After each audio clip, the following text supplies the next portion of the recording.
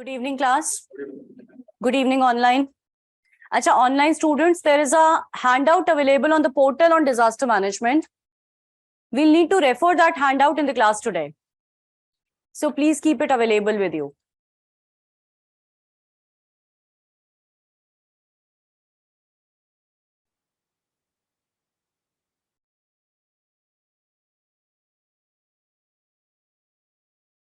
Paper 3, mains examination. You don't have disaster management in the prelims, but only in the mains examination. There are two types of questions asked. The first type is conceptual or the theoretical questions. I'll give you an example in a little while. You'll understand what we mean by this. And the second are the questions related to disasters affecting India. Disasters affecting India. Like last year, cloudburst were too much commonplace. So they had a question on cloudburst. Some year it could be landslide, it could be cloudburst, earthquake, tropical cyclones. So these are the two types of questions which have been asked. I will tell you the sources in the next lecture. We'll have 2 lectures on disaster management together. I'll tell you the sources in the next lecture. And the handouts which have been provided to you, carry them in the next lecture as well. घर में तिजोरी में बंद करके नहीं आना है. Next lecture FD भी नहीं करानी, कुछ नहीं मिलेगा. नेक्स्ट लेक्चर में लेकर आना है. Let us begin by understanding what the term disaster means. 2 बजे कौन सी क्लास थी? कोई नहीं थी? You had no class at 2 today? Okay, fine.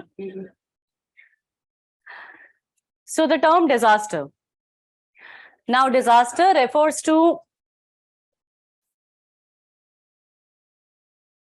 an event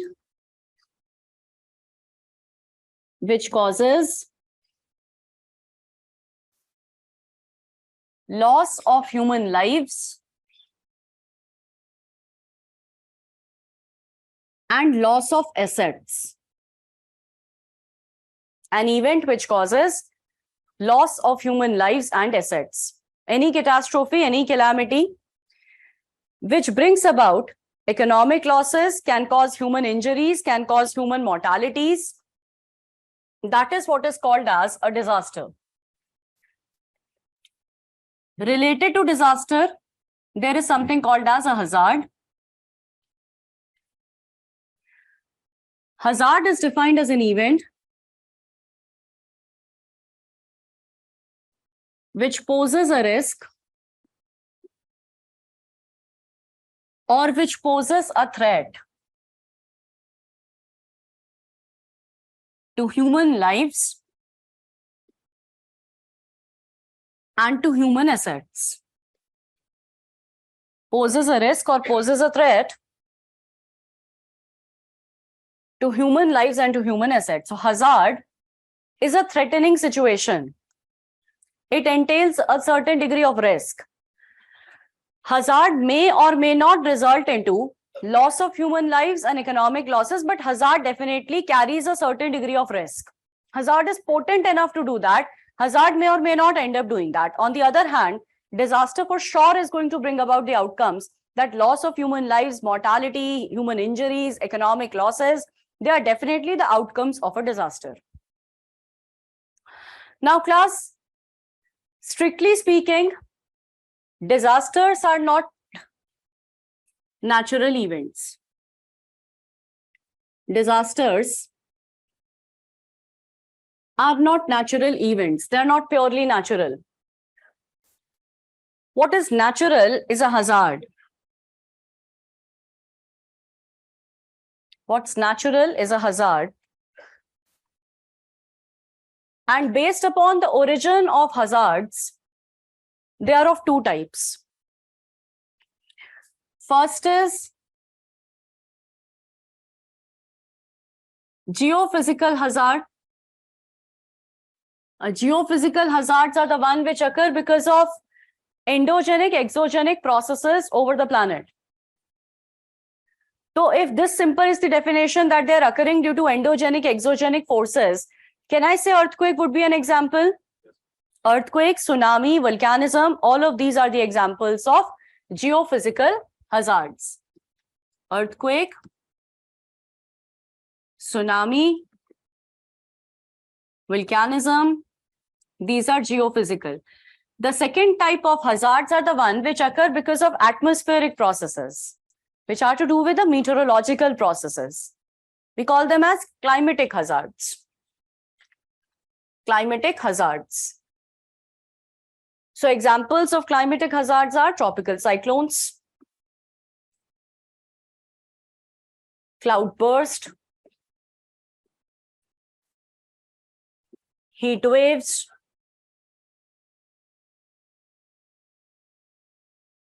atmospheric lightning,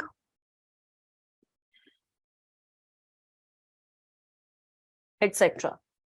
These are the examples of climatic hazards. Climatic hazards, one which occur because of meteorological processes or because of atmospheric processes like cloudbursts, tropical cyclones, heat waves, atmospheric lightning, etc. And what did I say? I said that hazards are natural and disasters are not purely natural events.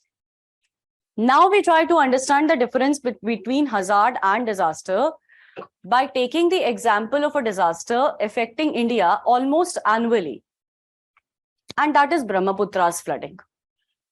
So let us try to understand what happens over there. First of all, the characteristics of river Brahmaputra. River Brahmaputra carries huge sediment load. It is amongst the top 5 rivers of the world in terms of sediment load.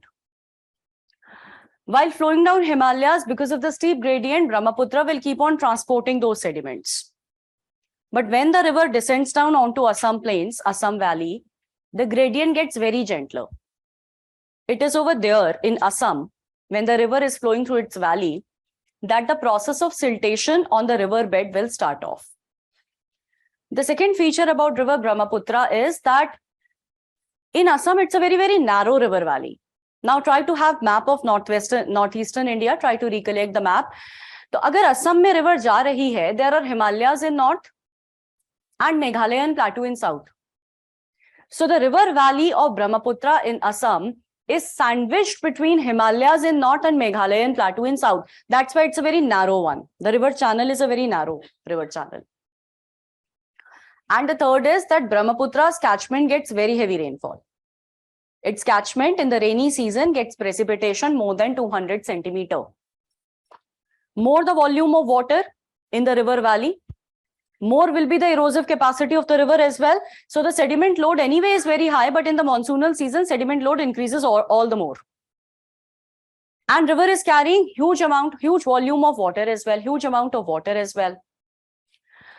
Now, when it descends down onto the Assam region of Assam Valley, and if this is the river bed, तो अब क्या होगा? Over the river bed तो siltation चला, and there is huge amount of sediment load carried by the river. So now the sediments are being deposited over here.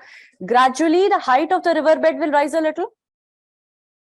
As the height of the river bed rises a little, channel capacity reduces further, isn't it? Anyway, it was a narrow river channel. Now the channel capacity has reduced further, and the river is carrying huge volume of water in the rainy season. अब पानी को तो जगह चाहिए, water needs space to accommodate itself. तो क्या करेगा पानी? Pani will spill over the banks and start flooding the adjoining floodplains of the river. This is a natural hydrometeorological event. Hydrometeorological because it's associated with hydrological characteristics of the river. And it's to do with the meteorological phenomenon of northeastern India of very heavy rainfall. This definitely poses a risk. So it's a hydrometeorological hazard. This hazard has degenerated into a disaster because now there are people who are living over the Brahmaputra floodplains. And since they're living over there, they're exposed to the risk of Brahmaputra flooding. Now it is these people who are exposed to the risk of river flooding who will be bearing the losses in form of casualties, in form of injuries, in form of economic assets as well. They have their agricultural fields, they have their livestock, so they lose their belongings as well. So economic losses are borne by them as well. This brings us to a conclusion that it was a hazard, but the hazard has transformed into a disaster because the hazard has got combined with something else. And what is that something else? It is the human exposure. मैं लिखवाऊंगी, समझ लो पहले.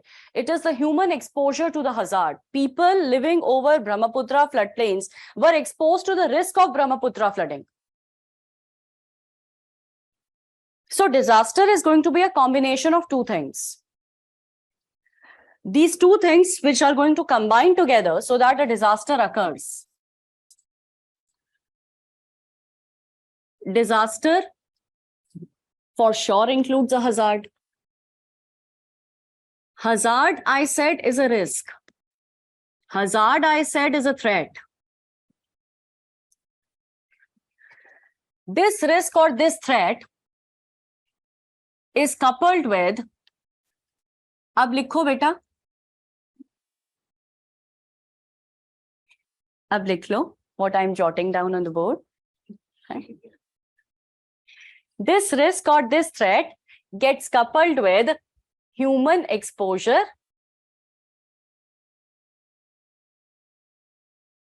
and susceptibility to the risk.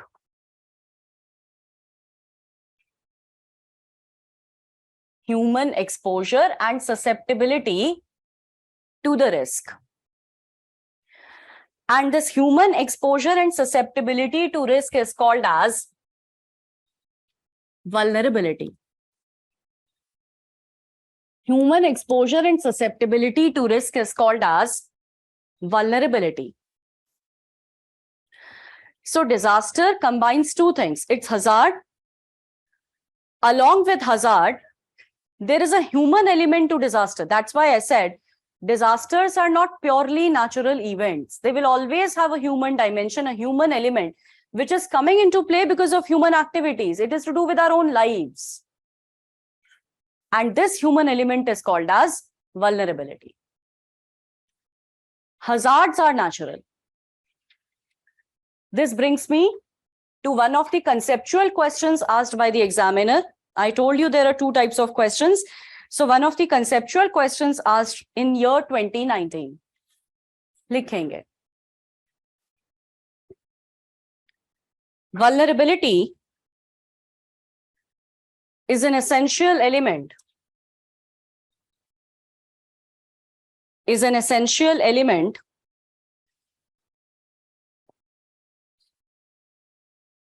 for defining disaster impacts.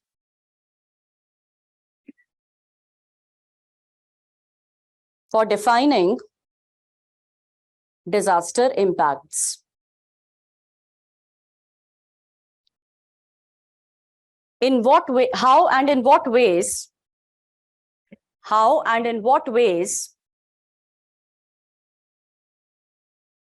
can vulnerability to disasters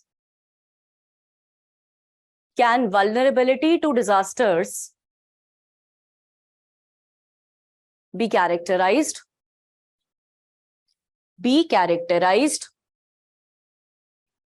also discuss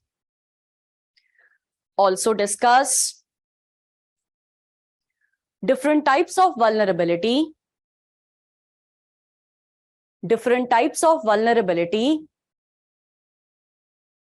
with reference to disasters. With reference to disasters. Now, in this question, they are essentially asking you about the characteristics of vulnerability and the types of vulnerability. And the entire conceptual framework of the subject revolves around these two, hazard and vulnerability. This question is pertaining to the human dimension of vulnerability. लिखेंगे. Vulnerability, which is the human dimension of disaster,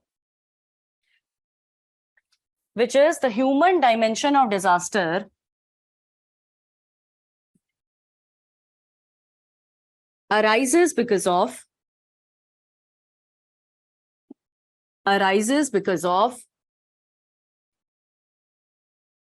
following major factors. Following major factors. Now understand, class. To know about the different types of vulnerability and the characteristics of vulnerability, let's first understand why vulnerability arises. Why could there be human exposure and susceptibility to hazards or to some risks? The very first reason why vulnerability comes into play is because of poverty. I was just telling you about Brahmaputra's flooding, and I said there are people living over the floodplains. Those people are fully aware of the fact that the river is flood prone. Despite that, they're occupying the floodplains, essentially because of their poverty. It is their economic backwardness, it is their limited occupational skills that they're dependent upon the fertile alluvial soils of Brahmaputra's floodplains. And now, despite being aware that the river is flood prone, those people are living over there, thereby exposing themselves to the risk of Brahmaputra's flooding. Same is the case with low-lying coastal areas of the country. They are prone to tsunamis, prone to tropical cyclones. Poor fishermen live in the low-lying coastal areas. Again, they have full awareness that these kind of hazards can occur over here. But it is their dependence on the sea waters for their survival, for their livelihood. It is their economic backwardness which is forcing them. Something of this sort in Delhi. It's an urban area. Being an urban area, there is huge influx of migrants, many of whom are below poverty line migrants. They don't have the affordability to occupy posh rental locations. Posh to chodo, even decent rental accommodation. And that's why they'll usually come up with their illegal settlements. Now, these illegal settlements is what we call as slums, the squatter settlements, right? Many of these squatter settlements will come up in the high-risk zones because the high-risk zones will either have no habitation, high risk hai to habitation kyun hoga? Or the high-risk zone will have dirt cheap land prices. One such high-risk zone in the context of Delhi is the Yamuna floodplains. Now, Yamuna over here in Delhi is not that much flood-prone, but sometimes the river is severely flooded, then even the Yamuna floodplains can flood over here in Delhi. Yamuna floodplains are ecologically fragile part of Delhi, and therefore DDA has declared it as a no development zone. So ideally, there should be no permanent construction taking place over there. And since there are no habitations over there, so habitation kahan nahi honge ek urban area mein? Urban areas will have dense population, isn't it? They are densely populated. But if urban areas don't have a habitation, either that region is very, very prone to some kind of hazard, or it's a very high risk zone, or it's a no development zone declared as per the authorities. That's the case with Yamuna floodplain. Flood prone bhi hai, no development zone bhi hai. So there are often these illegal settlements which come up over the Yamuna floodplains. Back in 2019, Yamuna was severely flooded, such that these floodplains were flooded. At that time, these settlements, these squatter and slum settlements of these people, they were flooded. Casualties did not happen because Yamuna ka wo character hi nahi rehta hai upon reaching Delhi ki casualty kare. Casualties did not happen, but economic losses occurred. Right? So, beta, the first reason why a population may be living in a high-risk zone is because of economic backwardness, is because of poverty. Likho. Economic factors, that is poverty. Economic factors, that is poverty, which may compel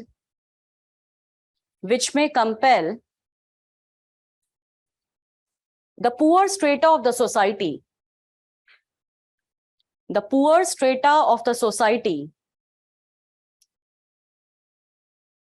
to occupy high-risk zones, like river floodplains,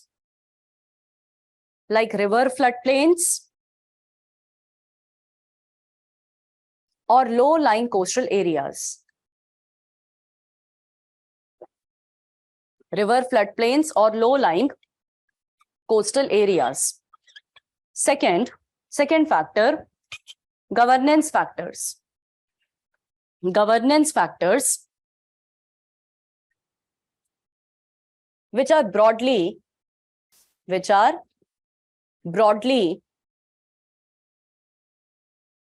of following two types. Broadly of following two types. First, inadequacy of regulatory framework. Inadequacy of regulatory framework for hazard management in a country. Inadequacy of regulatory framework for hazard management in a country. Next, ineffective implementation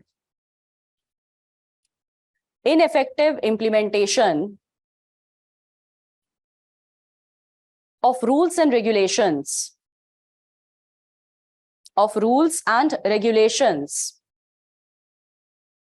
related to hazard management in a country. Ineffective implementation of rules and regulations related to hazard management in a country. Hazard management in a country. Now understand. Acha, from here on, till I discuss the reasons why vulnerability comes into play for the next 30-40 minutes, my dictation will be brief. My discussion, my explanation is going to be elaborate. I will also quote some examples of the disasters. Please keep on taking your running notes, especially of the examples of disasters. I'll tell you why. 2021, they had a question, and the question was that what are the earthquake-related hazards? Give examples of major earthquake-related hazards which have occurred in India in last 30 years. And there is no such summary or directory provided by the government which is going to summarize the major disasters which have hit our country in last 30-40 years. ऐसा कोई source है नहीं ready-made available, right? And you guys are not even 30-year-olds. अब पिछले जन्म का तो क्या ही याद होगा, right? So whatever examples I give you, please keep on jotting those, right? But poverty is not the only factor why people may be exposed to a certain degree of risk. A very important factor why people may be exposed to a certain degree of risk is to do with governance, is to do with poor governance, is to do with the governance deficit. And this governance deficit is of two types. First is that countries will always require some kind of rules, regulations, and laws for managing the hazards. And if at all these rules, regulations are non-existent in a country, or they're not adequate in the country, now the population may be exposed to a certain degree of risk. A very simple example over here. We often come across examples of stampedes happening in our country, right? We are a heavily populated country, and at times of public rallies, in times of tourism, there can be heavy influx of the people as well. Which means that when it comes to crowd management, especially for the public places in our country, for tourist locations in our country, there should be some standard guidelines for different tourist locations for managing the crowds effectively. Especially in the case of religious tourism. For a few religious places in our country, it's absolutely brilliant. Wherein the temple autonomous bodies may be doing them.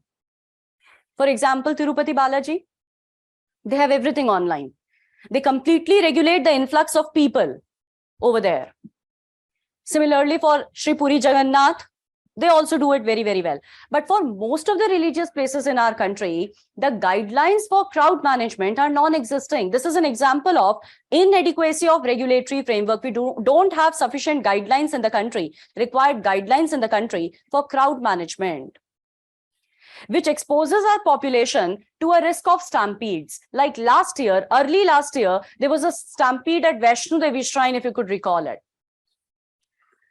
Some time back, there were two public rallies happening in Telangana. There were stampedes over there. On the occasion of Makar Sankranti, there was a stampede in Odisha this year itself, right? This is a classic example of the rules not being existent in the country. But a more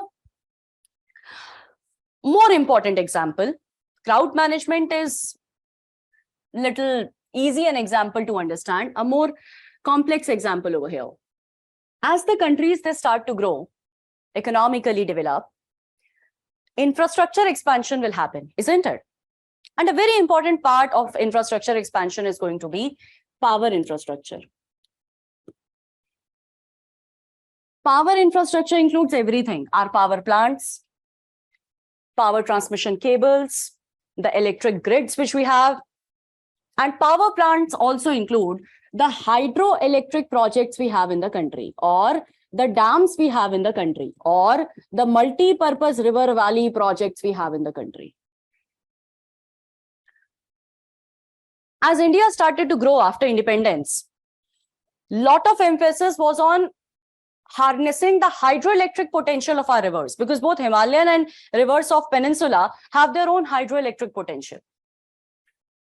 Rather, Pandit Nehru called these dams as temples of modern India. So India got into building these dams, these large projects soon after independence. And we have many of them predating independence, because there are many dams in the country which are more than 100 years old.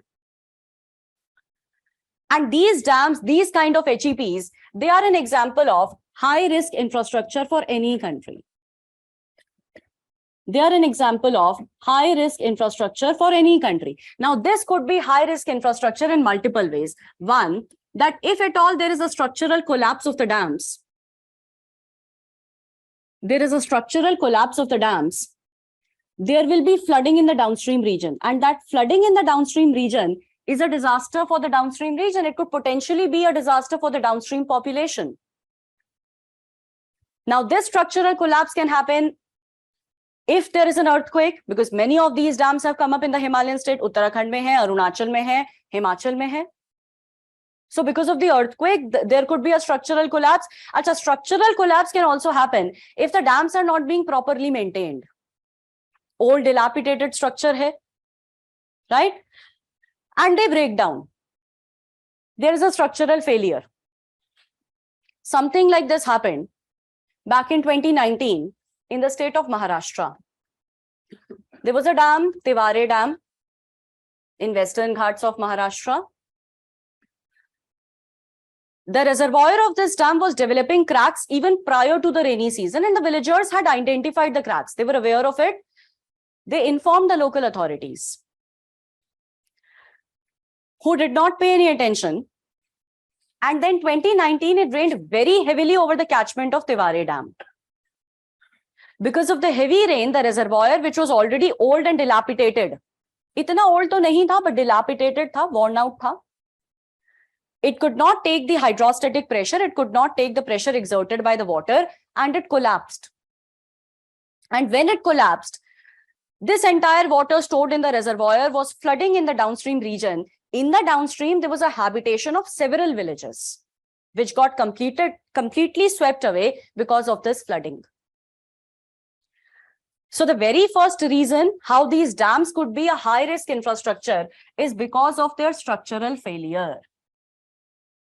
Another is that these dams themselves could induce earthquakes. Abhi to bataya that at the time of the earthquake, they can undergo collapse. But these dams themselves, these reservoirs themselves can induce earthquakes. And the earthquakes which are caused by reservoirs are called as reservoir-induced seismicity. Do you know any example of RIS from India? Very good.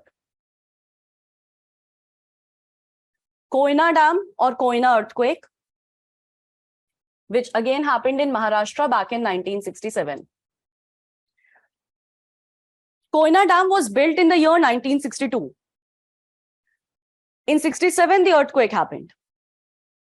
A major earthquake, magnitude more than 6. Koi chota mota nahi tha. It was a magnitude more than 6 earthquake. Couple of casualties happened. Acha, ye Rizwan sir must have discussed with you. Plate tectonic chal raha, earthquake padhaya?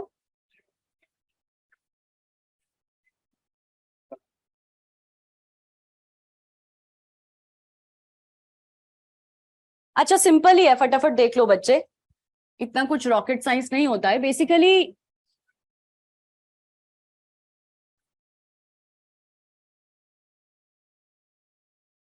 a dam and a reservoir comes up over a certain area. Now the geological equilibrium of the underlying rocks has been disturbed, because earlier it was an open surface. Now there is a dam, there is a reservoir as well. It is going to disturb and alter the geological equilibrium of the underlying rocks. This massive volume of water which has been stored in the reservoir is going to exert its own hydrostatic pressure. It will exert its own hydrostatic pressure. Along with that, this dam is going to exert its weight as well. Massive structures, hai na? So it will exert its weight as well over the underlying rocks. And these underlying rocks will always have some micro cracks, some micro fissures. Big cracks कौन से हैं? Big cracks तो वो है, major cracks तो वो है planet के जो प्लेट बाउंड्रीज पर हैं. But otherwise rocks will always have some fissures. I am calling them as micro cracks और माइक्रो फिशर्स. अच्छा, over time it may be so that these cracks start to enlarge. There was a crack, but the crack starts to enlarge. And now stresses are built up over here on these underlying rocks. With the stresses building up over here, gradually building up over here, at some point in time, this rock may completely split and may completely disintegrate into two fragments. So जब planet पर earthquake आते हैं, which are because of natural factors, at that time also there are certain cracks which are developed, isn't it? Similarly, over here, when cracks are developed suddenly, let's say there is a fissure happening suddenly, there will be energy released. And whenever energy will be released from the interior of the earth in this way, it will be experienced as tremors, as ground shaking for the overlying surface. So one of the simple ways is that cracks start to grow, start to enlarge, further causing disintegration in the future, sudden disintegration in the future. At that time, energy is released. Another could be that gradually there are stresses developing, stresses and strains develop. Strain hota hai deformation in the rock. Stress है जो pressure की वजह से उस पर दबाव है, और उस दबाव की वजह से उसका जो deformation है, that strain. So with time there are stresses and strains being developed over here. Now the rocks may try to adjust themselves, may try to have a new equilibrium such that they move over each other. This is much like plates colliding with each other, but of course at a smaller scale. Now when they suddenly move over each other in order to attain a new equilibrium, because their older equilibrium has been disturbed, again it will be experienced as tremors, because in this process also energy may be released. And it will be experienced as ground shaking or tremors for the overlying surface. This is reservoir-induced seismicity. India is no exception in this. China has had it, US has had it. So RIS is very common globally. ये होता रहा है, right? So the second reason how these dams could be high-risk infrastructure is because they can induce earthquakes. And the third is that in case there is mismanagement of dams and reservoirs,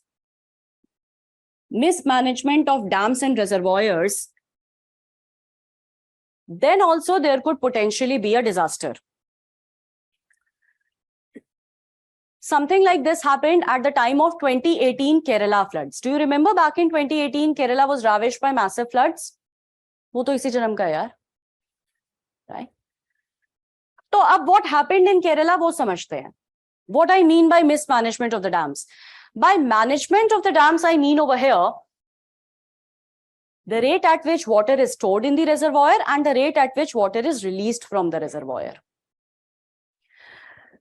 Both are to be done in a scientific manner.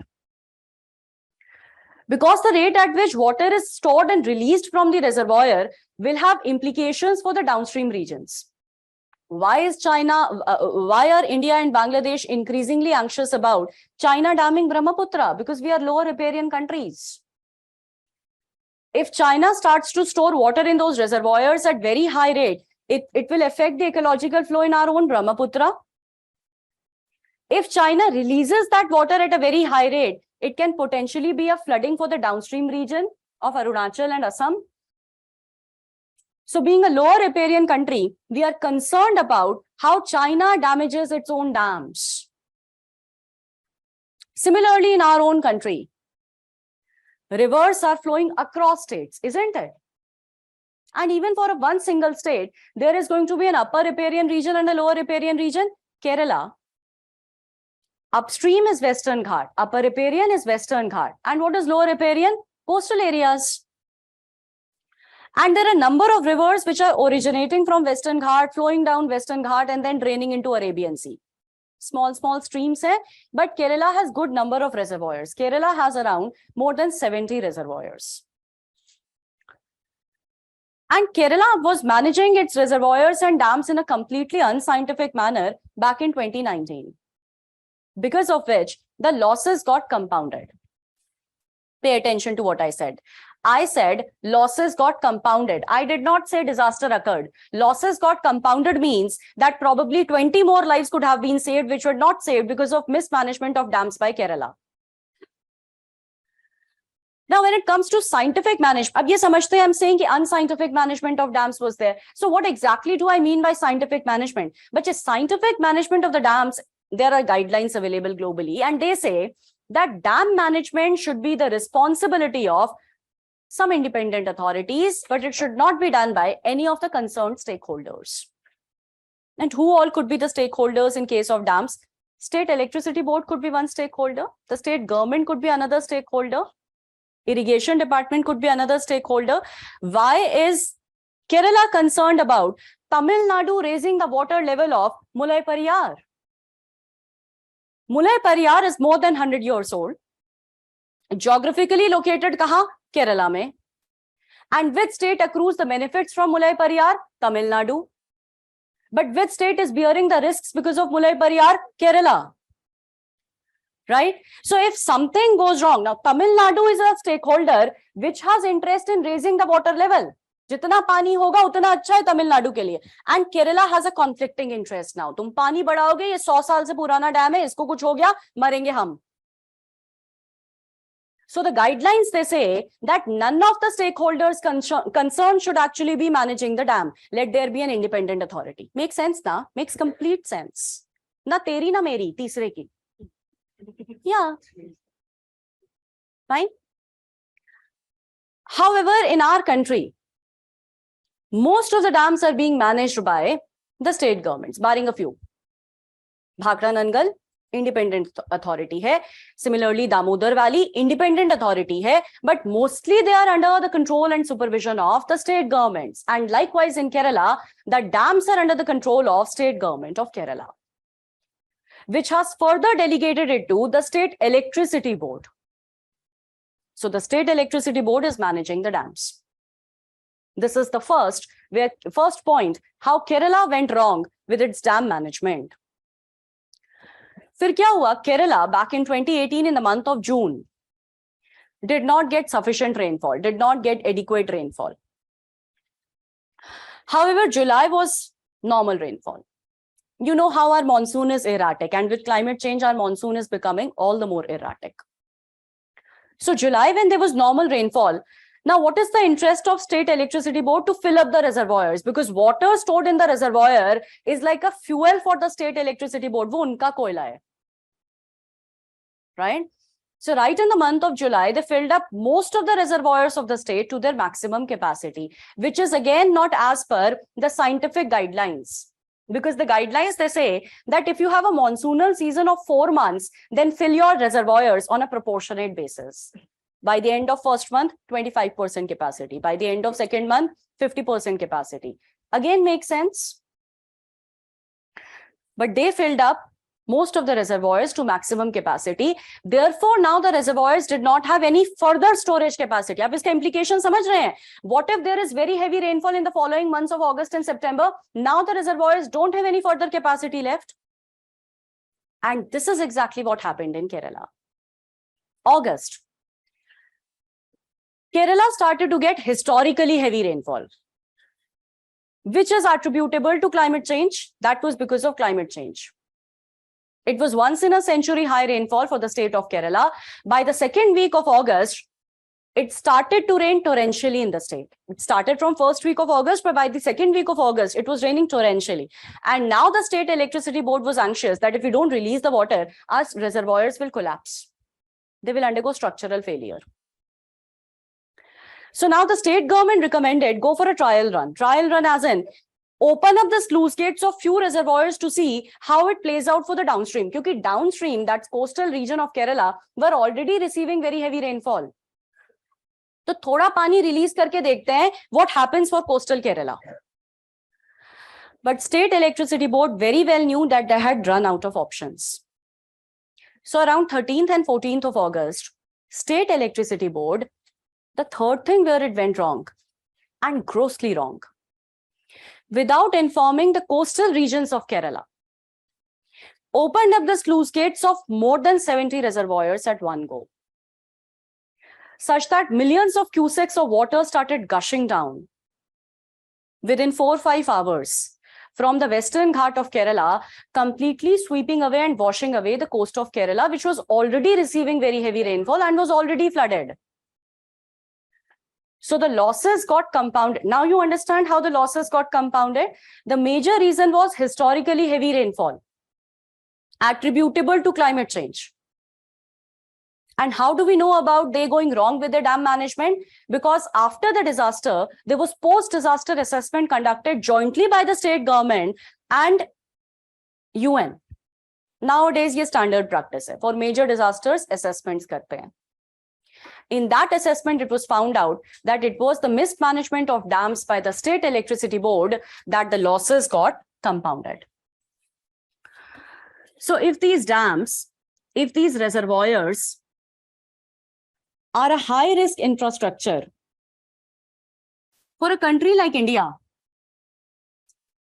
which has more than 5,000 dams, 5,000 large dams. I'm not even talking about the small ones right now, but we have more than 5,000 large dams. We stand third only after China and US in the number of large dams.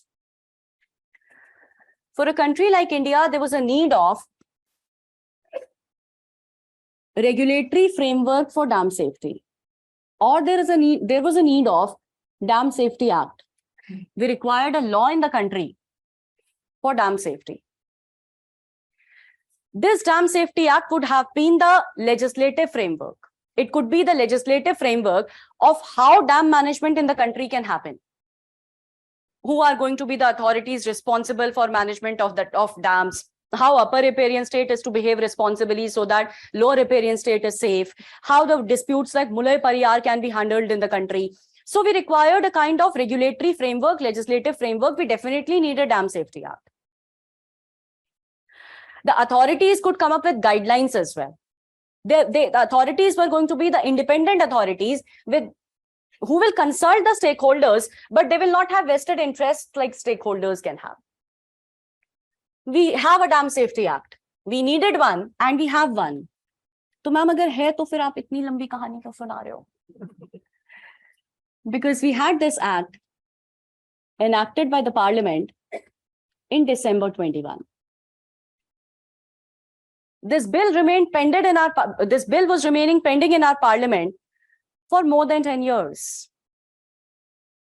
It took our country, it took our parliament more than 10 years to come up with a regulatory framework or legislative framework for dam management. We have a Dam Safety Act. This Dam Safety Act mandates that there should be authorities in the country. Authorities have been constituted, but once they are constituted, they cannot come up with the guidelines overnight. They will take their own time to study the dams, to consult the stakeholders, and that is what is happening in the country. So do we have guidelines for dam management as of today? No, we don't have them, even as of today.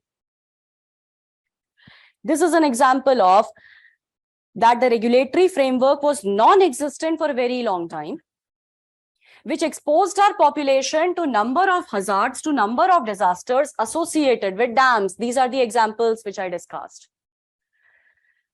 So if soon after independence we got into making dams and multipurpose river valley projects, it was at that time, from then itself, we needed a regulatory framework. So there was a delay of a couple of decades in between. This is first type of governance deficit. The second type of governance deficit, the point which you have written down, you have already written that down, ineffective implementation of rules and regulations. This implies that the rules and regulations are very much there. पहले case में तो वो है ही नहीं. In the second case, they are very much there, but neither they are complied with nor they are enforced effectively. For example, Morbi bridge collapse. There was a guideline. The guideline was that for these kind of suspension bridges, whenever renovation is done, after the renovation, there should be an audit by the Nagar Palika, the civic administration. The Nagar Palika is to grant the fitness clearance certificate to the private contractor, and then only the bridge can reopen. There was a rule. Rule was neither complied with nor implemented. Now, when the bridge collapse happened and lives were lost, after that, the Nagar Palika claimed that they never conducted the audit of the bridge after renovation. So the rule existed, but the rule was not enforced effectively. Another example of this type, the fire accidents. And we have fire safety norms in the country. Those fire safety norms mandate that for the commercial buildings, there should be fire safety audits by the fire safety departments who will grant the clearances, fire safety clearances, and then only the commercial buildings can operate. So every commercial building in the country should have a fire safety clearance from after the due diligence and the audit is conducted by the fire safety department. But fire accidents are again another disaster, quite commonplace in India.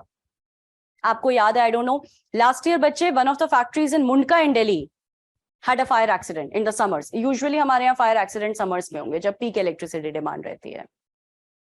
Fine. Couple of casualties happened in that fire accident. Couple of years back, there was a major accident in another factory, a hotel in Karol Bagh. Yeah, stone's throw distance hai yahan se. One of the hospitals in Calcutta, commercial complexes in Mumbai, commercial buildings in Ahmedabad.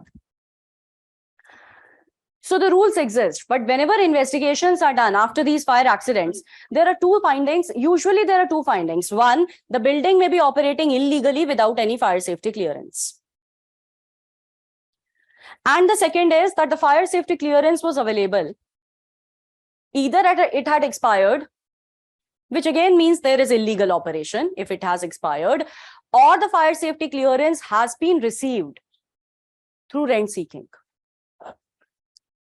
through illegal ways, without proper audit being done by the fire safety department.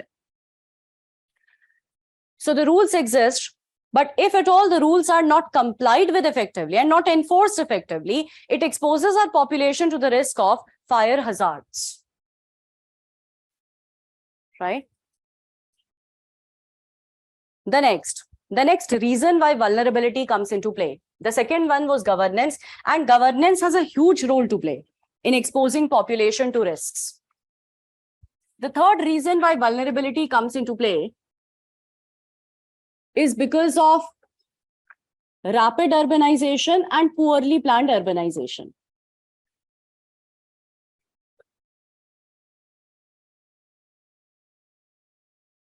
Rapid and poorly planned urbanization. Rapid urbanization means that there is high density of urban population. High density of urban population. So more the density of urban population, more will be the concentration of people and infrastructure in the urban areas. The concentration of people and infrastructure is directly proportional to the density. More the density, more is going to be the concentration. And more the concentration, more is the degree of risk exposure. For example,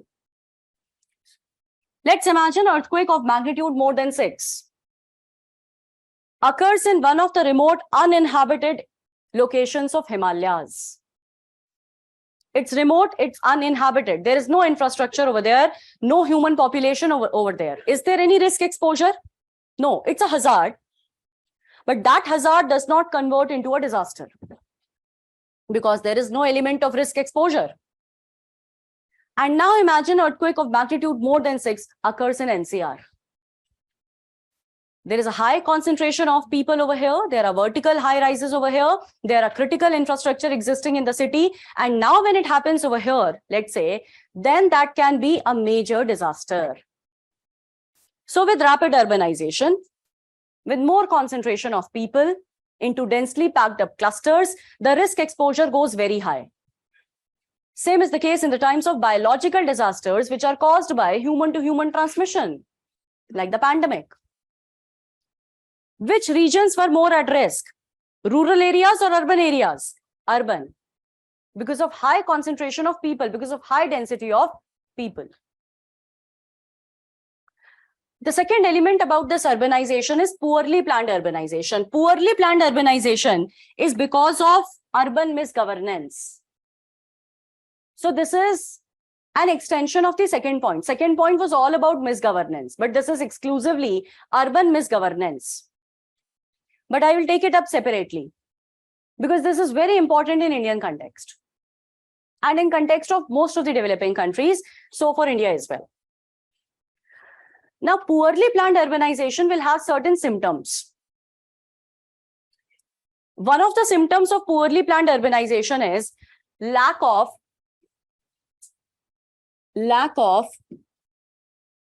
basic infrastructure. Urban areas have three types of infrastructure class. Gray infrastructure. Gray infrastructure is the built up part of the city. Built up part of the city. Road hai, building hai, paved areas hai. With urbanization, the gray infrastructure will definitely expand. Urbanization is all about expansion of the gray infrastructure. But urban areas need to have blue and green infrastructure as well. Blue and green infrastructure as well. Blue infrastructure are the water bodies for urban areas. Water bodies for urban areas.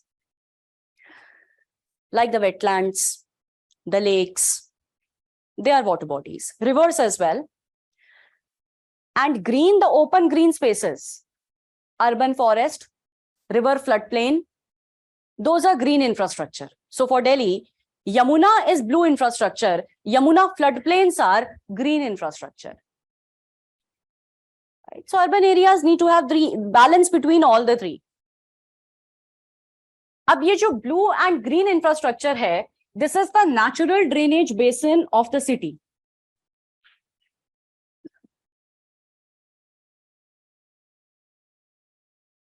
Natural drainage basin of the city. They provide natural drainage basins. What happens in urban areas is that as the gray infrastructure expands, there will be concretization of the land, isn't it? With concretization of the land, cities will have poor drainage. Because earlier it was an open green area, now it has been concretized. Now water cannot go down into the groundwater aquifer, so city has a poor drainage. Now cities require drainage. This water must go somewhere. Either this water can flow into the low-lying areas like wetlands, lakes and nearby, so it flows there. So this provides natural drainage basin. Along with that, cities need to have artificial drainage basins as well. And the artificial drainage basins of the city is the stormwater drainage. And cities need to have two types of drainage infrastructure. Stormwater drains and sewage drains. Sewage drains are to be kept separate from the stormwater drains. If I put simply, stormwater drains, city की वो नाली है जो बारिश का पानी लेकर जाएगी. Right? So cities need to have storm water drains as well. This is the artificial drainage infrastructure for the city.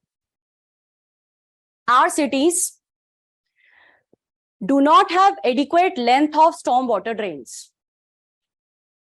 And that's because again of urban misgovernance. There can be two reasons for it. One is political apathy.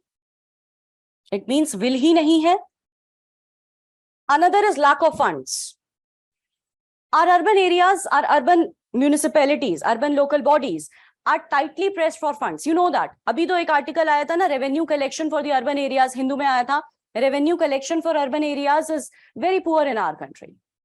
They don't have enough revenue sources. Or they may have enough revenue, but there may be political apathy. There may be no political will. For example, the richest municipality of the country is Brihan Mumbai Municipal Corporation. And that has allocated thousands of crores of rupees for construction of stormwater drains. But wahan bhi nahi hai adequate length of stormwater drains. And from where do we know whether it has inadequate? Ma'am, आप कैसे कह रहे हो कि inadequate stormwater drain है? Because बच्चे urban areas also have another element. Urbanization should have another element. That is scientific land use planning. There should be town planners. The scientific land use planning ensures that the town planners, they tell that if at all 100 kilometers of road length is being constructed, then what length of stormwater drain is needed by the city, depending upon characteristics of the city.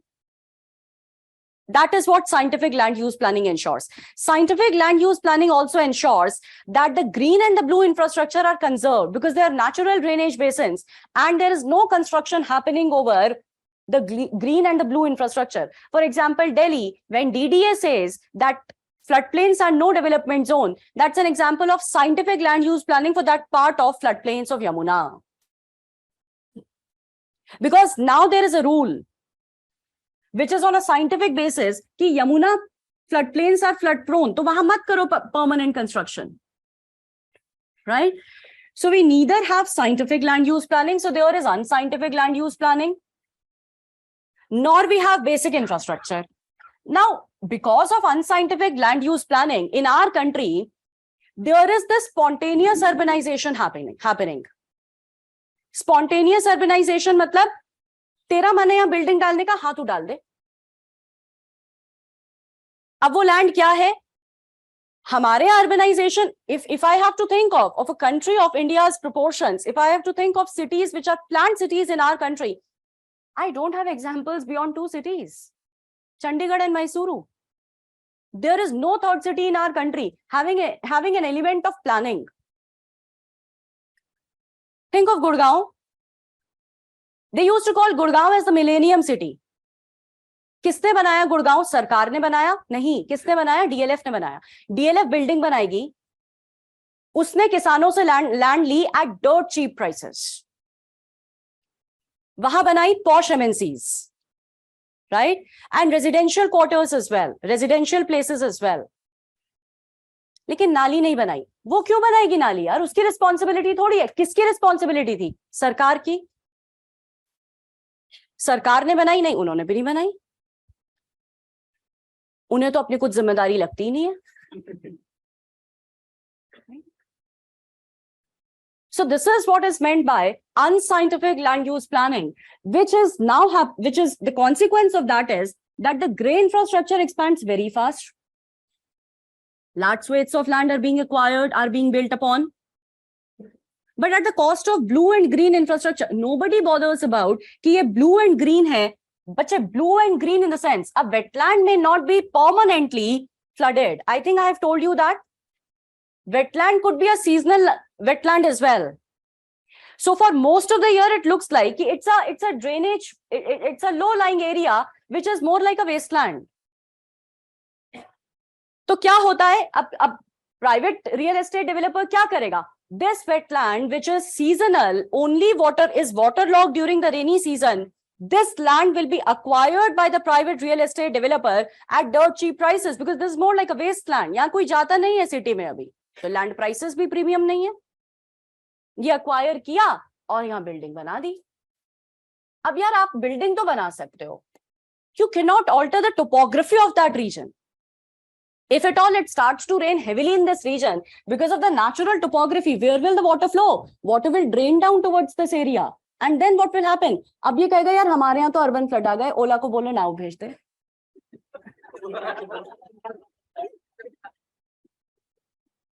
Right? Ola boat. So Chennai, Bengaluru, Hyderabad, why are they in news? Because of floods. What's happening over there? It is this happening over there. We have these recurrent examples of urban flooding, almost annual examples of urban flooding. Last year, Bengaluru got flooded. It is a city of lakes. And two largest lakes of the city, Varthur and Belandur Lake. Keep jotting. तुम तो ऐसे मजे से बैठ के सुनते हो ना?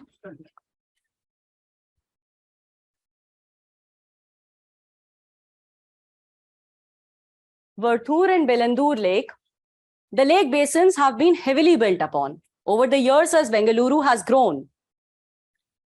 And these cities have grown at very fast pace. So the lake basins now have been built upon. Chennai got flooded in 2021, but back in 2015 as well. It has a wetland, which was designated as a Ramsar site last year. Palikarani wetland. And the Palikarani wetland also is shrinking in size, which means that encroachments are happening over Palikarani wetland as well. Then Hyderabad. Online someone says, ma'am, Bengaluru has areas called as Jayanagar and JP Nagar, which are fully planned. So flooding does not happen over there. Beta, my point is not that entire city is unplanned. Which localities are JP Nagar and Jayanagar of Bengaluru? The poshest. So the economically well-off strata lives in these regions. What about the have-nots of the society? Are they living in planned region? Usually older part of the cities. That is when the city was developed prior to the IT revolution in our country. That will be planned part of the city. That's for Chennai as well. That's for Mumbai as well. That's for Pune as well. But what after 1990s, when these cities, they started to grow very, very fast, then the growth which was happening was an unplanned growth. Hyderabad, 2020, again a city of lakes. And it was flooded because the lakes are being encroached upon. Patna, 2019. Patna does not have adequate stormwater drains. Now, other cities also don't have adequate stormwater drain. The major reason for Patna flooding was inadequate stormwater drains. And the examples can go on. So now the population, urban population, is exposed to the risk of urban flooding because of poorly planned urbanization. The symptoms of that are unscientific land use planning and lack of basic infrastructure. The next reason why population may be exposed to a certain degree of risk is due to environmental degradation. And we try to understand environmental degradation by taking examples of landslides, 2018 and 2019 landslides of Western Ghats. In 2019, they also asked a question on landslides. So usually they will ask you disasters which are there in news a lot. Ashut will talk about it in the next lecture. So we have 2018 landslides which occurred in Kerala. And 2019, 3 states affect हुए, Kerala, Karnataka, and Maharashtra. 3 states were affected. And Western Ghats, all this while you know, are ecologically sensitive. They're ecologically fragile. But they have a lot of economic potential as well. Over time, as population has increased, so has the human footprint. With that happening, environmental degradation has been reckless, has been beyond the carrying capacity of the hills. And this environmental degradation for the hills starts off with deforestation. But the roots of the trees, they bind the soil particles tightly and firmly, and thereby they provide soil stability. So with deforestation happening, there is destabilization of the hill slopes. Destabilization of hill slopes.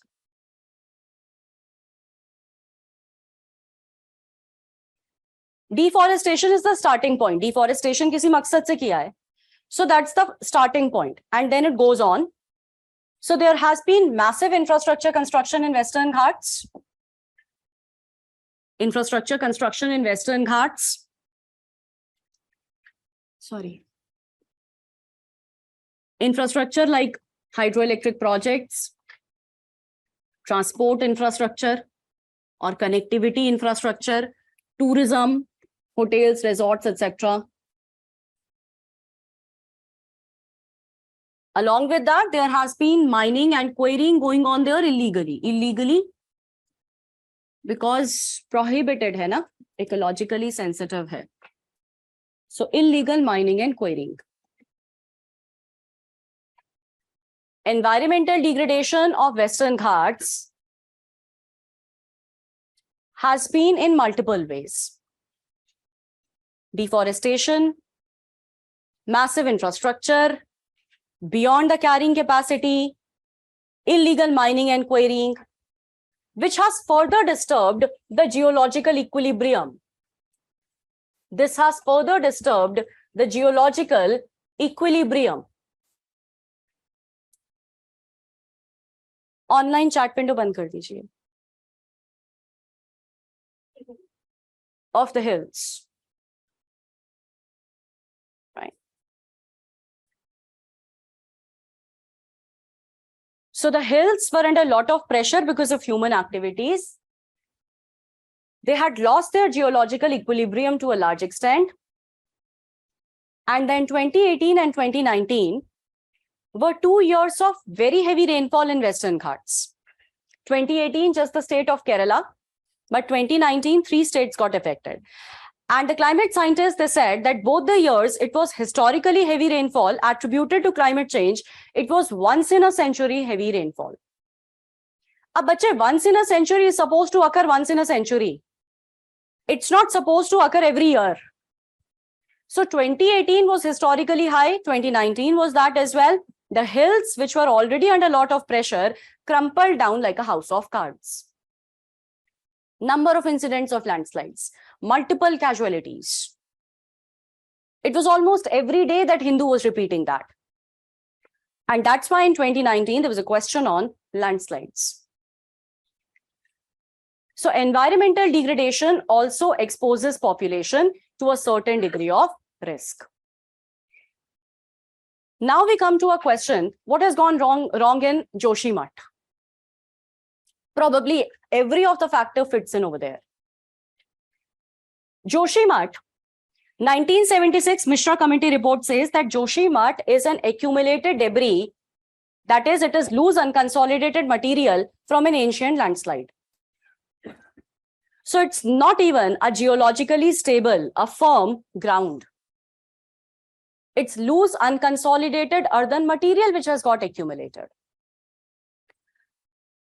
So whatever urbanization or growth was happening, population growth was taking place or urbanization was taking place, should have been in accordance with the carrying capacity. But for that, we must have certain guidelines in place which are to regulate the growth over there, human footprint over there. No government bothered about coming up with guidelines. Despite the government having these reports earlier by Mishra Committee, and another report was given by an NGO, which mentioned the same thing. So the point of misgovernance, yes, there was misgovernance. There was inadequacy of regulatory framework to supervise and manage the growth over there. And then there was environmental degradation in the form of, again, reckless urbanization and infrastructure construction. So tourism infrastructure increased over there. Transport connectivity improved over there. HEPs came up over there. And all this was beyond the carrying capacity. And now what we have happening in Joshimath, the land subsidence, is a culmination of years of misgovernance and environmental degradation. Right? So this is how the population gets exposed to, in multiple ways it gets exposed to risks. And that exposure and susceptibility to risk is called as vulnerability. So vulnerability comes into picture because of the 4 factors I discussed with you. I told you that disaster is a combination of 2 things. Because of the 4 factors I discussed with you, vulnerabilities are rising. Globally, they are rising. We took Indian examples, but globally, they are on the rise. And because of climate change, hazards are increasing. Climatic hazards, not the geophysical ones, but the climatic hazards. Because climate change acts as a risk amplifier. That is to say, it compounds the risks. Risks always existed. Historically heavy rainfall, ऐसा थोड़ी है कि 2019 में पहली बार हुआ. पहले भी होता था, but because of climate change, extreme weather events have become more commonplace. So the climatic hazards are on the rise. Vulnerabilities have compounded over the years.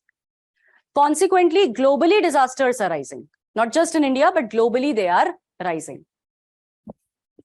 तो अगर globally they are rising, तो statistics देख लेते हैं, global statistics. Refer to the handout, page number 1. Towards the end of the page, 2020 report by UNDRR. If you're looking for any data related to disaster management or disasters, UNDRR is the source concerned. The latest report we have from them is 2020 report called as Human Cost of Disasters.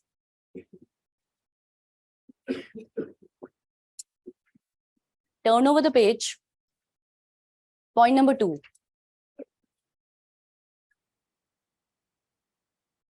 The box over there is comparing 2 durations, 2 consecutive durations. 1980 to 1999. मेरा बचपन. And 2000 to 2019, आपका बचपन. And it finds that disasters have increased by more than 3,000. Deaths have increased, people affected have increased, and losses have increased. Right? But in a very short duration, disasters increasing by more than 3,000. We must know the reason for that. So point number 4. Much of the difference is explained by, underline, rise in climate-related disasters.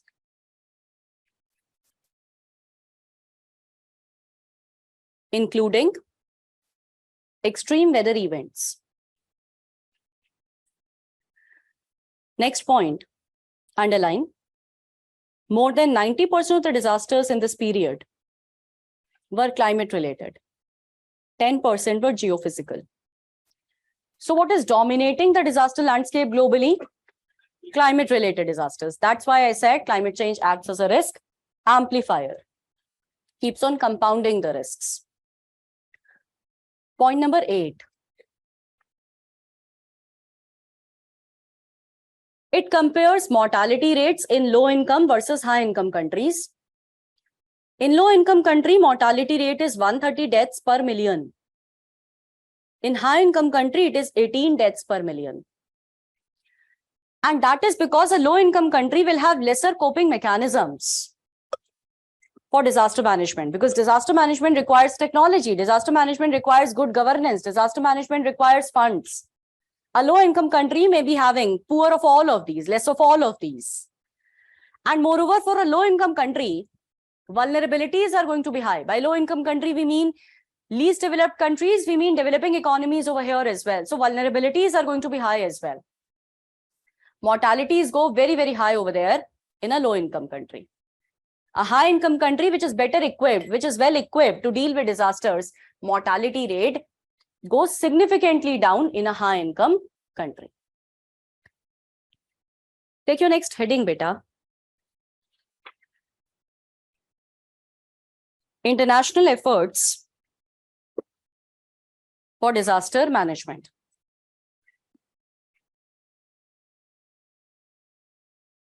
International efforts for disaster management. And लिखेंगे in 1989,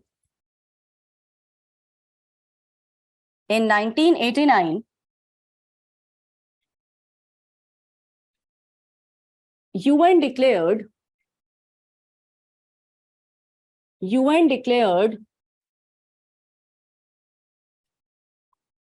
1990 to 1999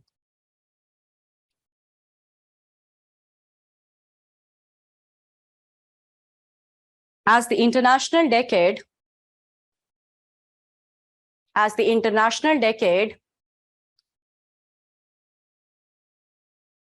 for natural disaster reduction.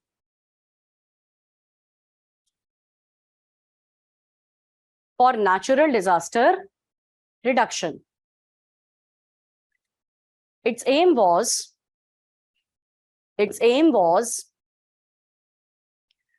to generate more awareness,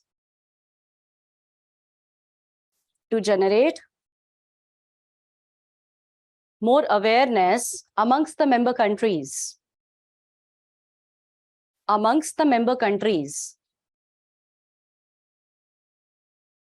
about disaster management.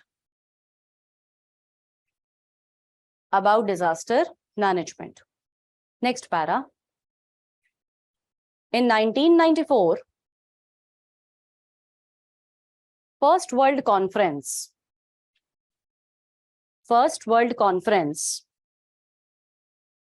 on disaster reduction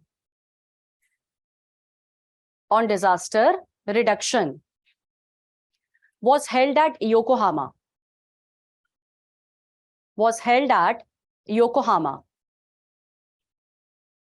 It provided Yokohama guidelines.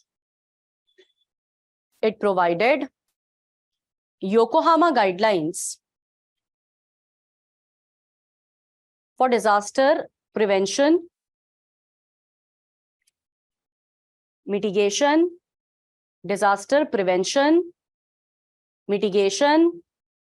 preparedness, and disaster risk reduction.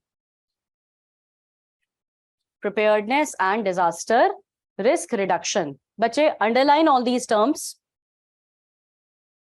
Prevention, preparedness, mitigation, and DRR. Brackets में लिख लो DRR, standard abbreviation.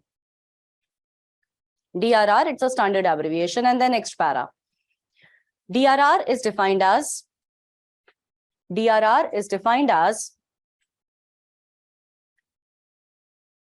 reducing the risk exposure.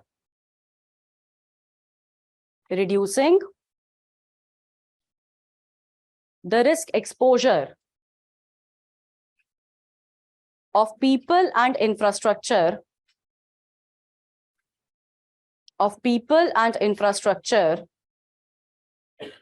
to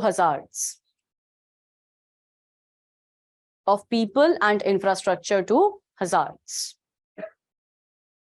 Now let's understand.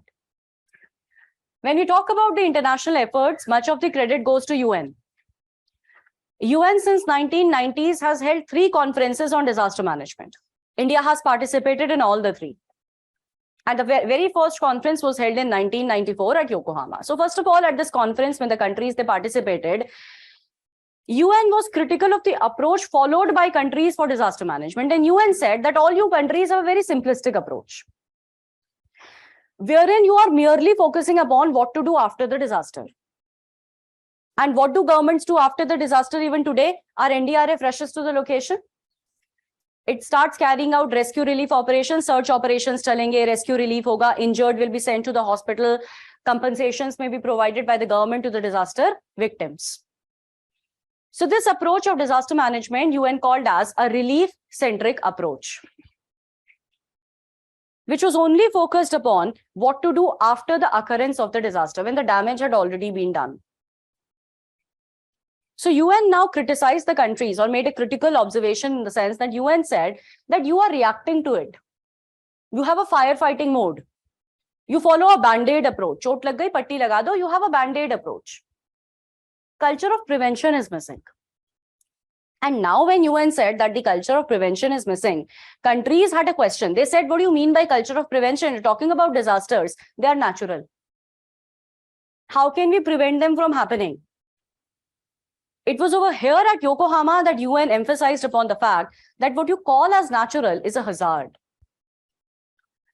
Disasters have a human dimension, and that's vulnerability. And that's why disasters cannot be labeled as natural. And you also need to understand why we emphasize upon vulnerability. हमारा जो initial concept था of today, बेटा वो कहाँ से originate हुआ? From the Yokohama conference. Back in 1999, 1994 ये wisdom आ गई. And your syllabus says disaster management, right? That's what it says.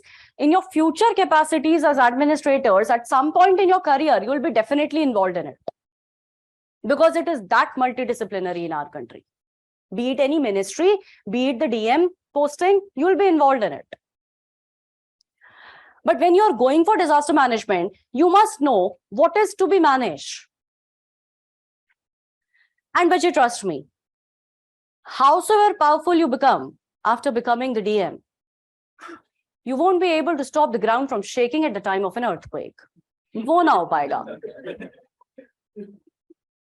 But you also need to understand that people don't die because of ground shaking. People die because of buildings collapsing. So where does the vulnerability lie? In the structures collapsing. So what is to be handled now? Not the ground shaking, but the collapsing structures are to be managed now. So UN said that now the countries, they need to identify the vulnerability, because in this case, where does the vulnerability lie? In the collapsing structure. And they need to be proactive enough to identify the vulnerability and then to reduce the vulnerability. And that came to be called as DRR, disaster risk reduction. This became the central theme of Yokohama. So with Yokohama happening, globally, there was a kind of meaningful change in disaster management. If we compare pre and post Yokohama,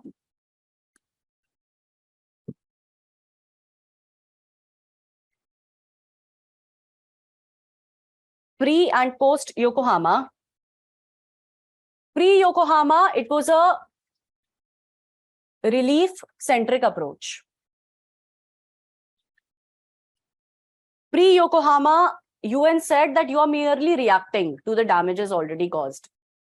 So countries were being reactive. Pre-Yokohama, the countries were only focusing upon what to do after the disaster. So it had a post-disaster focus.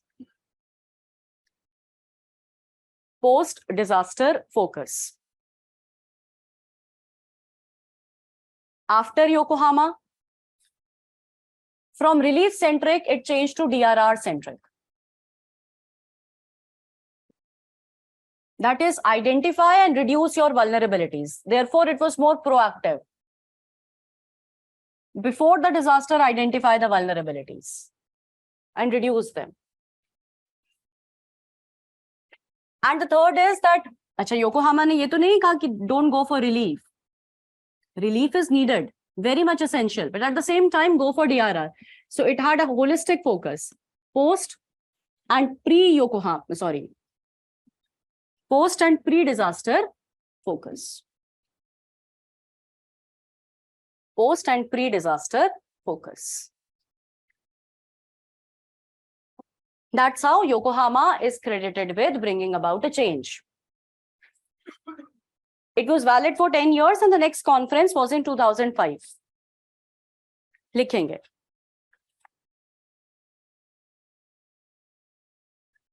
2005,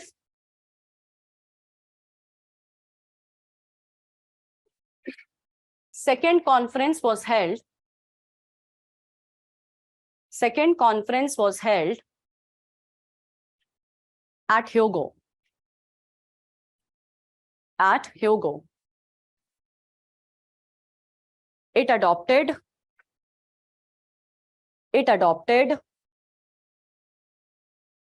Hyogo framework for action.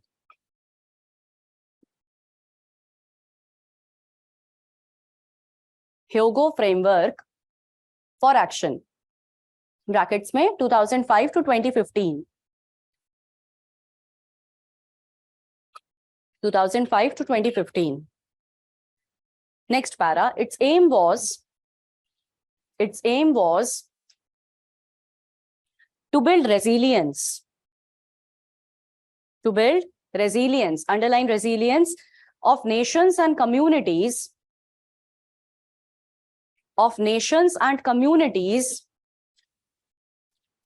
To disasters. Build resilience of nations and communities to disasters. Resilience is defined as, लिखेंगे, is defined as ability of the system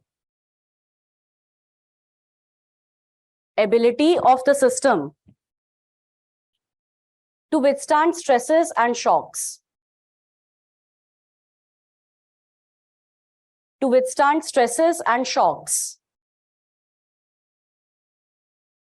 It can be exemplified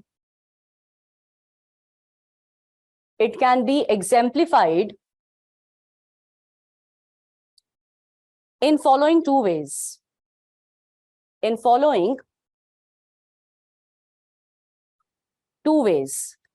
First, ability of a system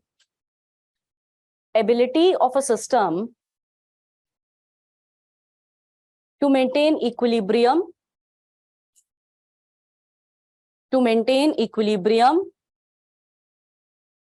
and continuity of functioning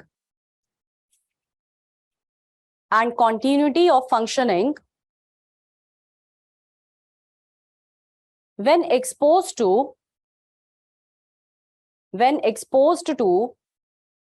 stresses and shocks.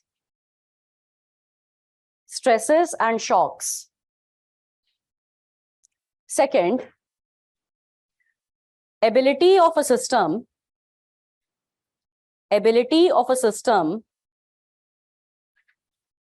to recover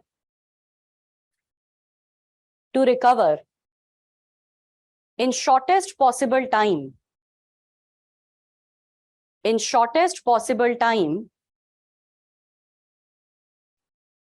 whenever disruptions are caused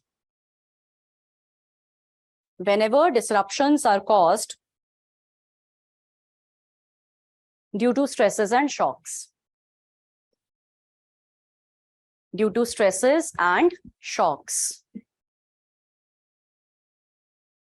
अब समझेंगे. Hyogo's central message was that of resilience.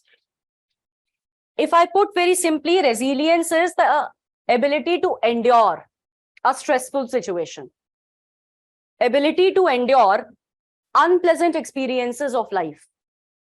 That is what it simply means. Over here, resilience is to be understood in the context of disasters. So whenever disasters happen, normal ways of life will be disturbed. Our infrastructure will be exposed to some kind of stresses as well. Our systems will be exposed to stresses. By systems over here, we mean whatever is needed for normal functioning of life. And what all can be needed for normal functioning? Of course, our infrastructure, power infrastructure, transport infrastructure, telecommunication. Our basic services like health and education are needed for normal functioning of the life. Our governance system is needed for normal functioning of the life of our people. So everything related to lives of people which can ensure their normal well-being and functioning is what is meant by system over here. Now, this resilience means that these systems are able to function well, even at the times of hazards occurring. And Hyogo says that resilience, whether a system is resilient or not, there can be two ways. There are two tests, litmus test. Pehla to, if the system is up and running, during a disaster, during a hazard, it means that it is a resilient system. It is maintaining equilibrium, it is maintaining a state of normalcy, it is maintaining its balance, it is not getting disturbed because of stresses and shocks. I'll give you an example. Cyclones affect coastal areas. One of the basic infrastructure to get affected is power infrastructure, and we have in India these overhanging power transmission cables. So because of the strong cyclonic winds, they collapse. And now this kind of power infrastructure which collapses because of cyclone is an example of non-resilient infrastructure. Now what the solution with the countries is that many countries have started to go for underground power transmission cables. Now at the times of these kind of cyclones, underground power transmission cables do not collapse. They remain unaffected. There could be temporary shutdown, deliberate shutdown by the electricity department. That's something else. That still means that the things are under control. It's a deliberate shutdown. But otherwise, the system is up and running. The system hasn't collapsed, hasn't failed. There's no breakdown of those power transmission cables. Now this becomes an example of resilient power infrastructure. So the first litmus test of being a resilient system is that it continues to function. It maintains its equilibrium. However, Hugo also acknowledged that if at all stresses and shocks or disasters are going to be big one, then there are going to be some disruptions. They are inevitable. In that case, ability of the system to bounce back to the state of normalcy as soon as possible is resilience as well. An example of this one, pandemic happened. Once in a century kind of biological disaster for humankind. One of the basic services to have hit was education. I'm talking about school level education. Aap to maje mein the. But rural schools had a shutdown, so did urban schools. But urban schools had digital infrastructure and services, and therefore online classes could resume over there in a short time, not for rural schools. The closure for rural schools was a long one. It was a long haul for them. And then in 21, there was this ASA report by Pratham, ye aati hai har saal, abhi bhi couple of days back, right?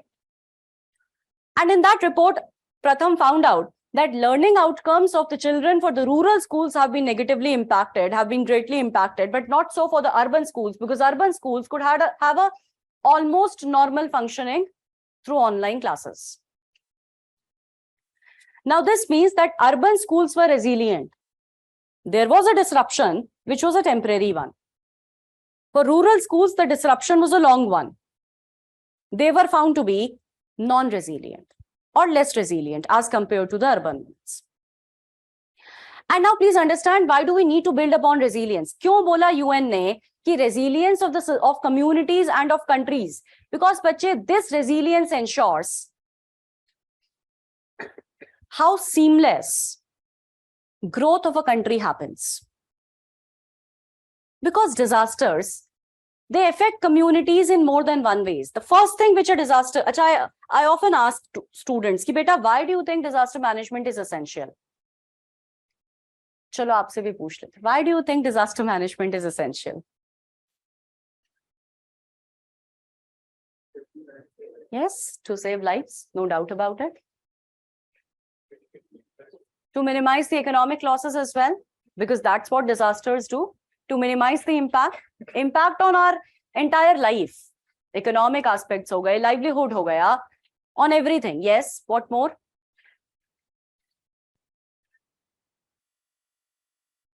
And now understand what the disasters do.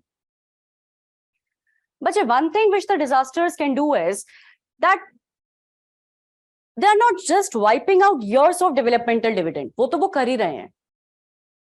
For example, think of transport connectivity.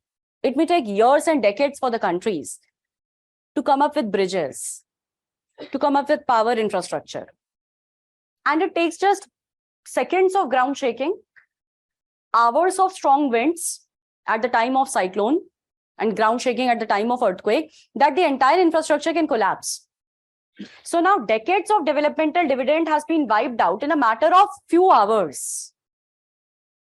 Now, when this developmental dividend is eliminated, it causes reversal of many SDGs, the achievements made by the countries on SDGs, many of them go for a toss. Many of them get reversed. Because now the people are losing their livelihoods. The incidence of hunger and malnutrition and unemployment may be increasing in a country. Think of what happened in Pakistan. Similarly, Nepal 2015. Now, for these countries, it has been observed poverty has increased. That is reversal of SDG 1. Hunger and malnutrition has increased. Reversal of SDG 2. Unemployment has increased. Nepal mein to unemployment increased. Crimes like human trafficking increased as well. Human trafficking means gross violation of human rights of certain individuals, especially women and children. Right?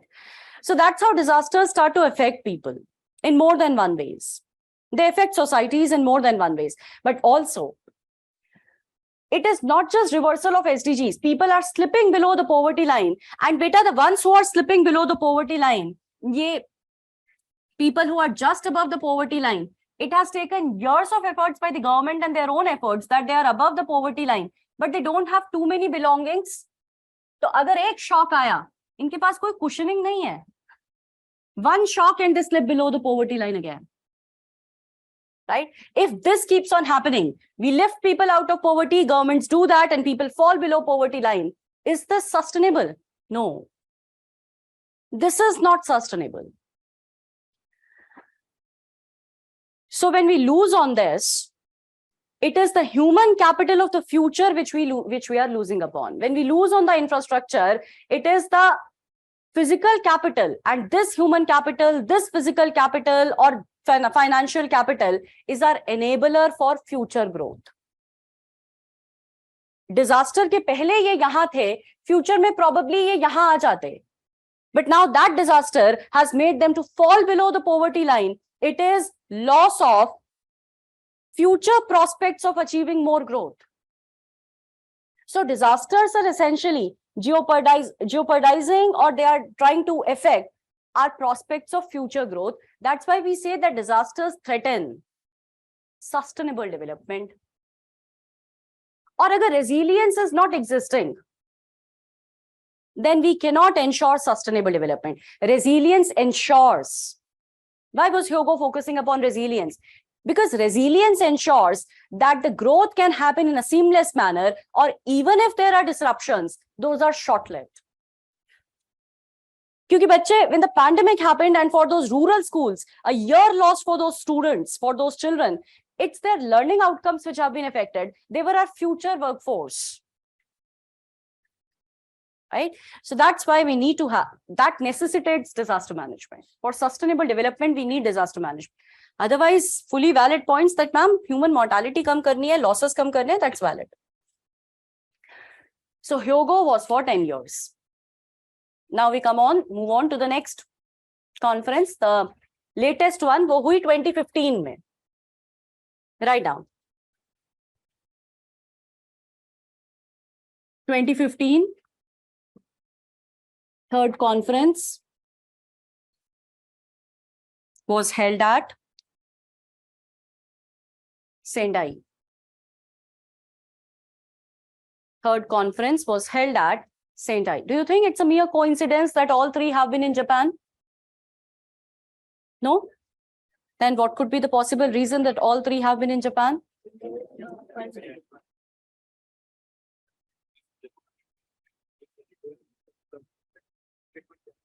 They are not just, Japan is not just seismically active. Japan is prone to host of hazards. That's one.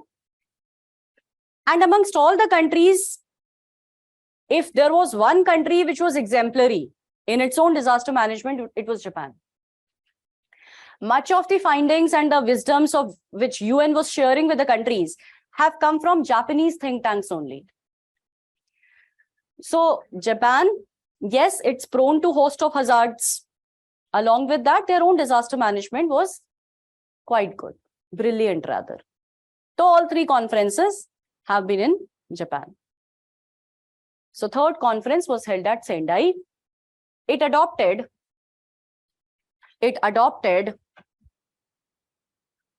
Sendai framework for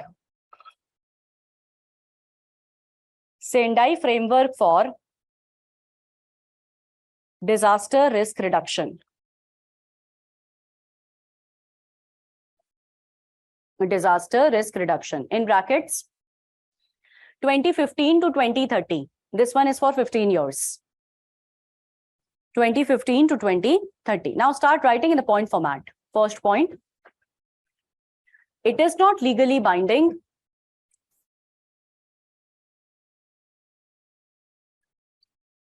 It is not legally binding. And India is a signatory. India is a signatory to the Sendai framework. India is a signatory to the Sendai framework. Next, it has set 7 global targets. 7 global targets to be achieved by the countries. To be achieved by the countries by 2030. By 2030, therefore it is action oriented. Therefore it is action oriented. Next, it has acknowledged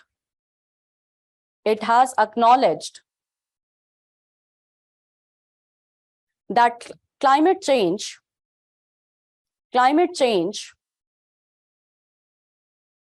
acts as a disaster risk amplifier. Acts as a disaster risk amplifier. And therefore climate action and disaster management are mutually reinforcing goals. Are mutually reinforcing goals.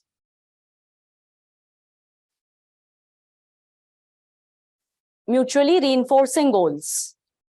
Climate action and disaster management are mutually reinforcing goals. Next, it has provided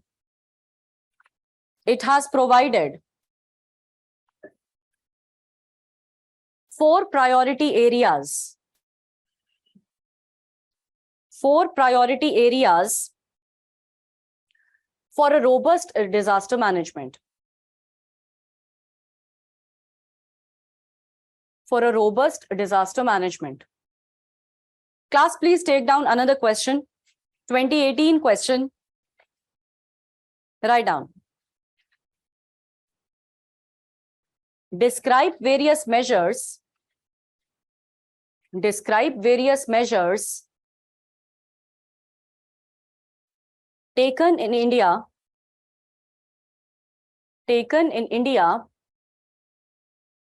for disaster risk reduction, DRR,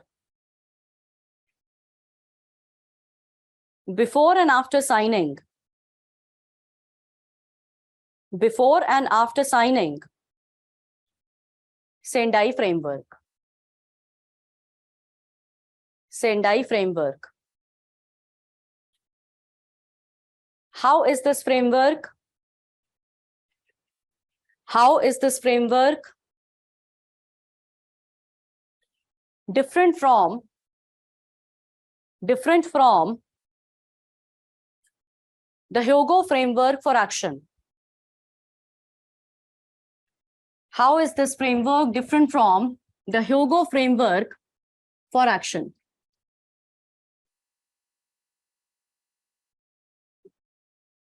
Now understand. The first part of this question, wherein the initiatives by India are to be discussed, I'll take up in the next lecture. Right now, the second part of the question, how is Sendai different from Hyogo? Sendai is different from Hyogo and Yokohama in 2 important respects. First is that under Sendai, there are 7 targets which are to be collectively achieved by the countries by 2030. However, Yokohama and Hyogo never did any target setting. And that is because Yokohama and Hyogo were happening at a very initial stage when the disaster management science was evolving. It was a nascent stage. So both were like pieces of wisdom to be given to the countries, but targets were not set.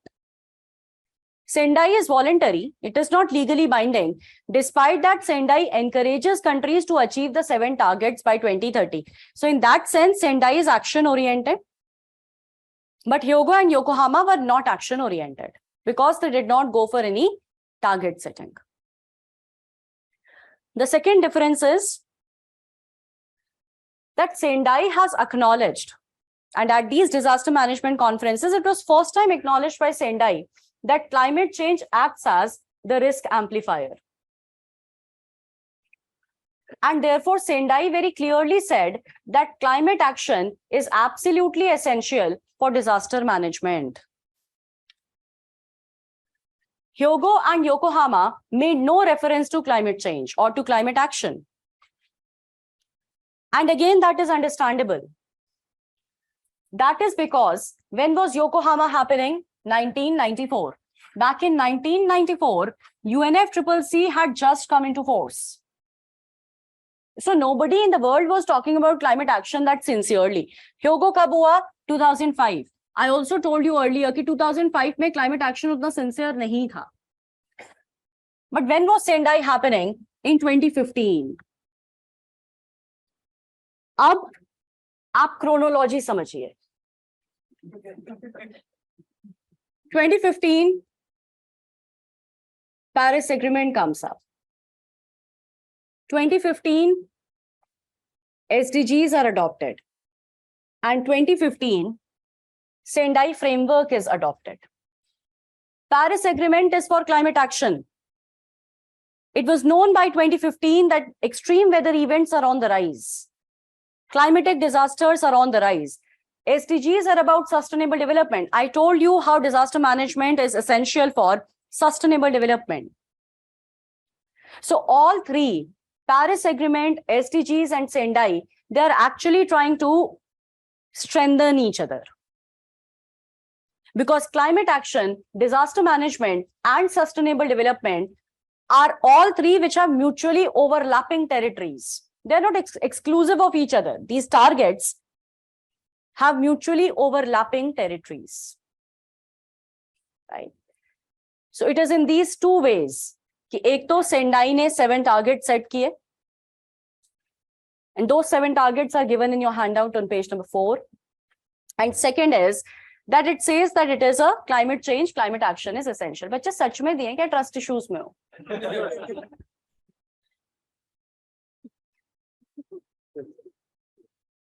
So now countries said, ठीक है, 7 targets आपने दिए.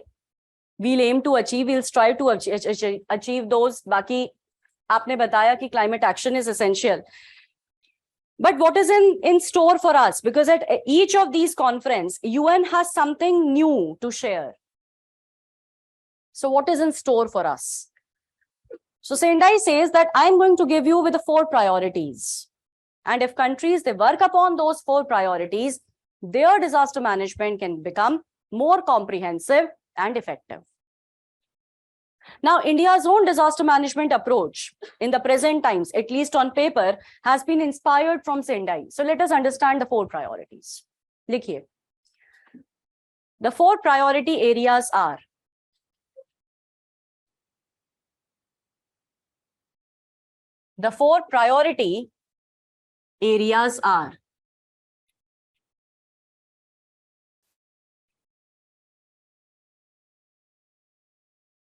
first, understanding the disaster risk.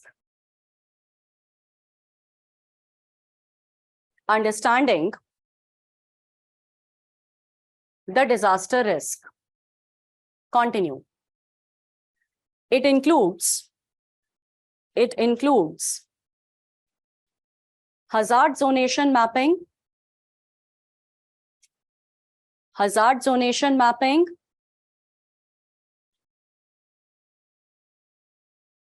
and identifying and assessing vulnerabilities.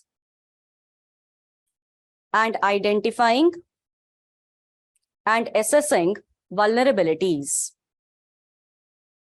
or identification and assessment of vulnerabilities. Hazards are geography specific. Hazards are geography specific.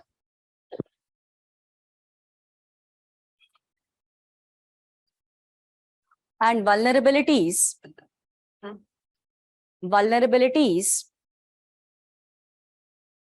are context specific.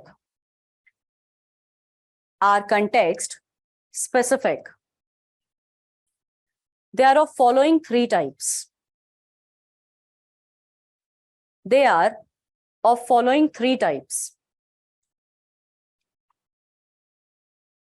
First, economic vulnerability. Related to income levels.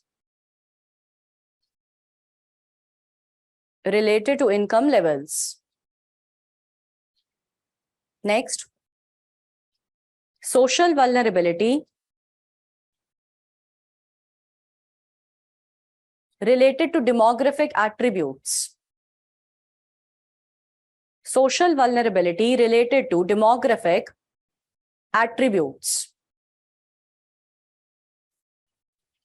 Next, physical vulnerability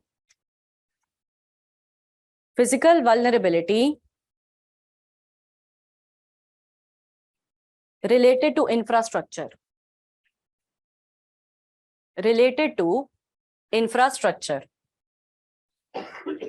Next para, write in brackets. Understanding disaster risk is also called as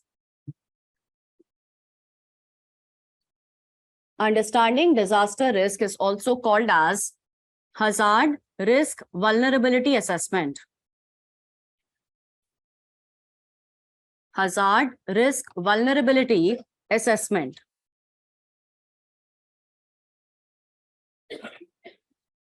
And in मतलब HRVA इसका standard abbreviation है. Hazard risk vulnerability assessment is called as HRVA. Rather, in India, we do not call it as understanding of the disaster risk. We call it as HRVA only.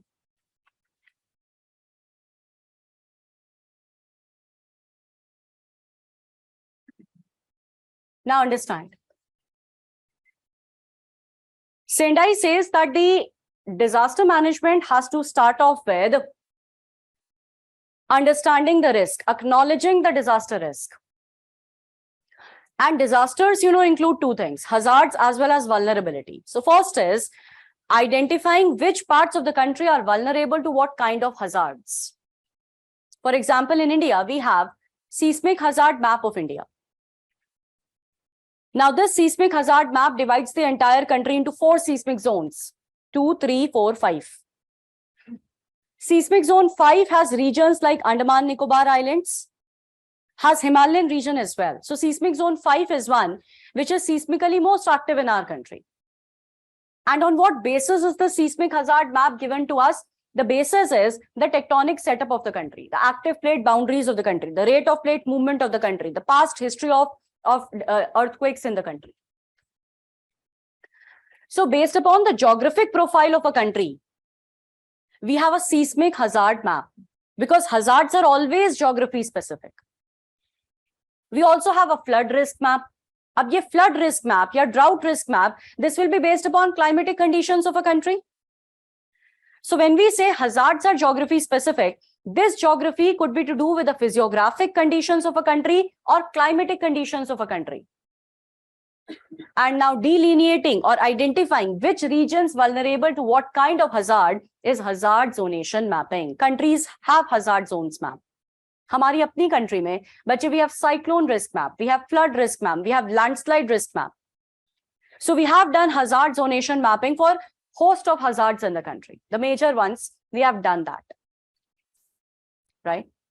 But that's just half the job done. The next is identifying the vulnerabilities. And now it's a very, very important characteristic of the vulnerability that it is contextual. The question which I dictated to you earlier, usme the question was asking you, what are the characteristics of vulnerability? One of the characteristics मैंने पहले बताया, that it's always going to be the human dimension of disaster. Disasters have a human element, that is vulnerability. Second important characteristic is that it is situational. It depends upon circumstances. It depends upon the context. If I change the context, vulnerability changes. I'll give you an example. हमने बात की थी remote uninhabited area of Himalayas. I said there is an earthquake. That is a hazard, does not convert into a disaster. Now I'm changing the context. Let's say that is a large dam. It's remote. It is uninhabited, but it has a large dam. Now, is there some vulnerability? Yes. What if because of the earthquake, the dam collapses? Now, this earthquake can have a cascade of impact in the form of flooding in the downstream region. I change the situation and the vulnerability comes into play. So the second feature of vulnerability is it's always going to be based upon the situations existing. And now this vulnerability can be of three major types. The first one is related to the economic levels. We call it as economic vulnerability. जैसे कि हमने ये पढ़ा कि poverty is one of the reasons why vulnerability comes into play. Poor people are living in the high risk zones. But poor are vulnerable and so are rich, but in different ways. The mortality rates for the poor countries were high. हमने statistics भी पढ़े थे, 130 death for every 1 million.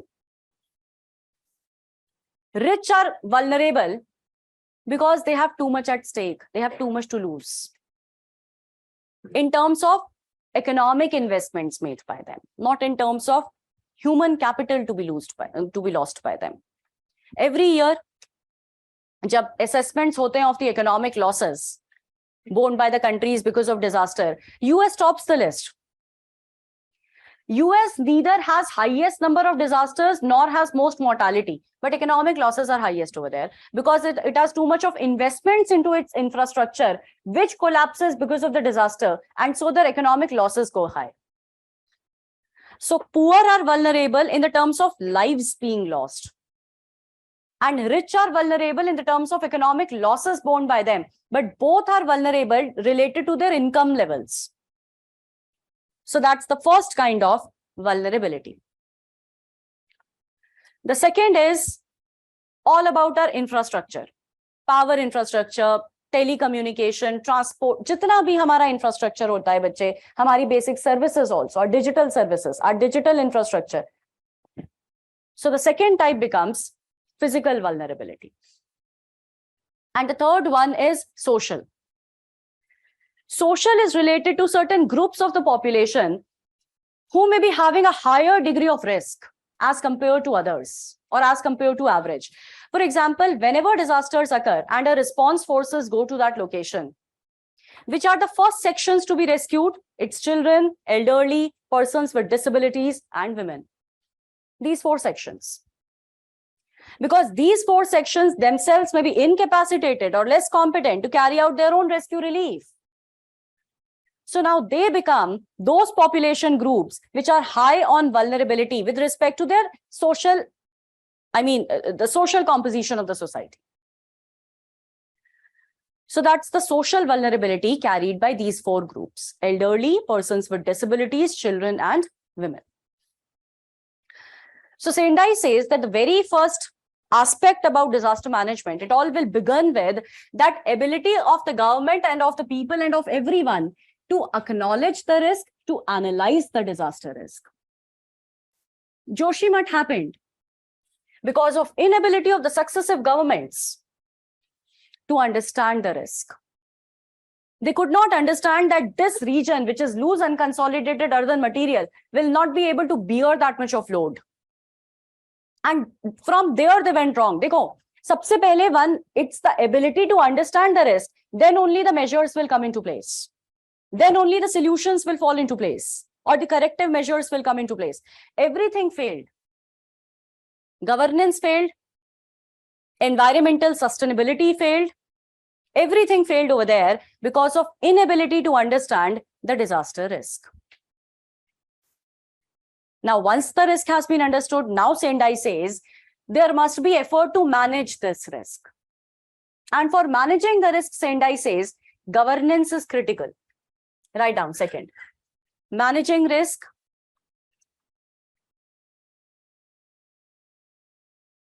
Managing risk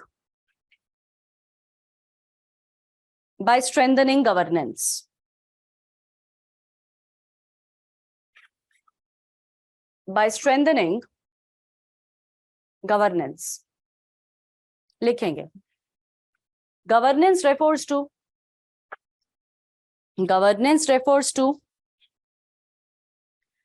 the regulatory and legislative framework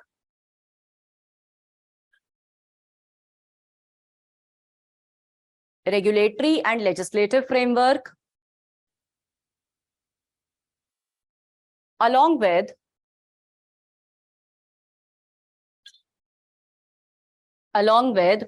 institutional and financial arrangements. Institutional and financial arrangements for disaster management in a country. For disaster management in a country.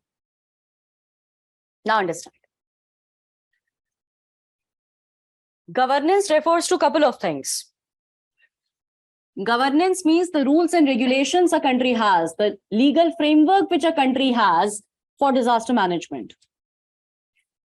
So in India, back in 2005, National Disaster Management Act was passed by the Parliament, enacted by the Parliament. This provides the legal framework for disaster management for the entire country. That's part of governance. Achha, I'll discuss all this in detail in the next lecture. Abhi, just to give you a brief. This act mandated that there should be National Disaster Management Authority, which will be responsible for making the policy for disaster management in the country. So India should have a uniform vision. And that vision will be drawn by NDMA. It was this act which mandated that there should be an exclusive force, response force. We have NDRF. Kahan se aayi NDRF?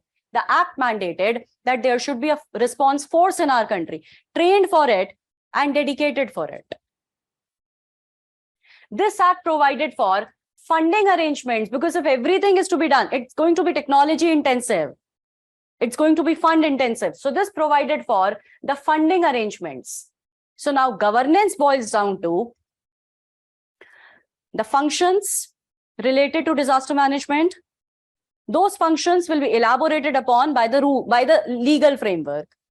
The functionaries who will be held accountable for those functions, like NDMA is held accountable for making the policy. NDRF is accountable for rescue relief and the funds. So funds, functions, and functionaries is what governance is. Dedicated for disaster management is what governance is. And this governance is that single biggest differentiating factor when it comes to quality of disaster management. Good governance mitigates the losses. Bad governance compounds the losses. We try to understand this by taking examples, two examples from our own country, from the state of Odisha. Back in 1999, Odisha was hit by a super cyclone.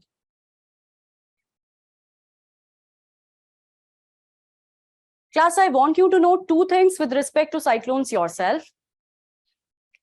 One is, how is the categorization of cyclones done based upon wind speeds by IMD? Like I'm calling this one a super cyclone because IMD says if the maximum wind speed reached is more than 222 km/h, it is a super cyclone. So now the categories are super in descending order. Super cyclone, extremely severe cyclonic storm, very severe cyclonic storm. For everything, there are wind speeds given by IMD. US does its own hurricane classification differently. करते वो भी wind speed पर है, but they call it as category 5 hurricane, category 4, so on and so forth. हमारे यहाँ proper नाम है. So know that. What are the categories? And second, please know how the naming of the cyclones is done for Indian Ocean. Because there is a system of naming of the cyclones. At times, they ask you silly questions as well. Last year, he पूछा था paper 1 physical geography of the color-coded warnings given by IMD. वो red, yellow, green, orange. Poppins wale color. Right? So know this about cyclones. So this one is called as a super cyclone because beta, the naming of the cyclones for Indian Ocean started from 2005 and 6 onwards. Nowadays, we have names of these cyclones like Amphan, etc. पहले नहीं था ये system. ये 2005 से start हुआ. This was Odisha super cyclone of 1999, still called like that. And back in 1999, we were technologically not that advanced as well. So IMD did not have a proper early warning system for cyclone. Today, IMD has a sophisticated early warning system for cyclone. Today, IMD is able to make the forecast up to the accuracy level when and where exactly the landfall will be, how much of maximum wind speeds are expected, for how long the precipitation, the rainfall will go on. And this is a very critical information which is shared with the respective state governments around 3-4 days in advance, so that they have a good lead time, a good warning time for evacuation. But back in 1999, this state-of-the-art technology of early warning system was not available with IMD. But with whatever technology they had and whatever experience they had, IMD was able to make a vague assessment that something was very unusual about this cyclone, because this cyclone was gathering up energy in the Bay of Bengal very fast. And with its own, अब वो hunch था कि वो जो भी था, IMD informed the state government around 2 days in advance. Now, Odisha is a state for which cyclones are too commonplace because of the coastline orientation. They can be an almost annual affair for the state. But back in 1999, India was still into that pre-Yokohama approach. हमने attend तो कर ली थी Yokohama conference, but things take time in our country to improvise. So what was India's understanding of a disaster? It's a natural occurrence. Right? And therefore, despite these warnings being made available to the state government of Odisha, there was a sheer complacency on the part of the chief minister, on the part of the leadership in the administration as well, to take those warnings with a word of caution, to take those warnings with sincerity. So now they also failed to understand the disaster risk. Because if at all IMD was sharing the information, it was because they had found something unusual. But they failed to understand that component of unusual in that cyclone warning. And unfortunately, this cyclone proved to be the most catastrophic of the cyclonic storms to have hit any tropical country in the recorded history of humankind. This cyclone with the maximum recorded wind speeds of 260 kilometers per hour, and I say maximum recorded because beyond that, our anemometers stopped taking their readings. US says that the maximum recorded wind speeds by them were 290 kilometers per hour. So with such high speed, this cyclonic storm kept on battering the entire coast of Odisha for the next 24 hours. Storm surges were 25 to 30 meters high. Entire coast of Odisha was completely flooded and cut off from rest of the country, inundated and marooned completely. Power transmission cables collapsed, communication infrastructure collapsed, and when this was happening, there was not even a single line of communication from the Chief Minister's office of how to carry out rescue relief operations. Administration did not have any prior experience of this scale of rescue relief because this was unprecedented in history, such that the first line of relief to be provided to our people in form of aerially dropped food packets and water packets was neither by the state of Odisha nor by the government of India. It was by an international NGO. Aerial images revealed that the entire coast of Odisha was converted into a sea of floating dead bodies. 10,000 people died. And the chief minister was found to be holidaying in the interior of the state with his family. It was not even a governance deficit, it was a governance vacuum. In times of super cyclone, mortalities are bound to occur. But mortalities could have been, lot of it could have been averted. When the waters receded a little, priority of the government was not to provide relief. There was no one left for relief. It was disposal of the dead body, without which there would have been an epidemic outbreak. So the losses in this case got compounded because of misgovernance, because of governance vacuum. And that's why UN says that governance is important. It's pivotal, not just important. It is the pivot of entire disaster management. But then the state got its lessons very, very well. And the next time super cyclone hit Odisha was in 2013. By 2013, the practice of naming has begun. So this was called as Falun, again a super cyclone. By 2013, early warning systems have become much advanced. So now IMD this time was able to provide warnings to the state government around 4 days in advance. And the Chief Minister, Shri Naveen Patnaik, called for an urgent meeting of the administration of coastal areas, wherein he clearly communicated his message. He said he doesn't want even a single life to be lost. In times of super cyclone, not even a single life to be lost sounds overambitious.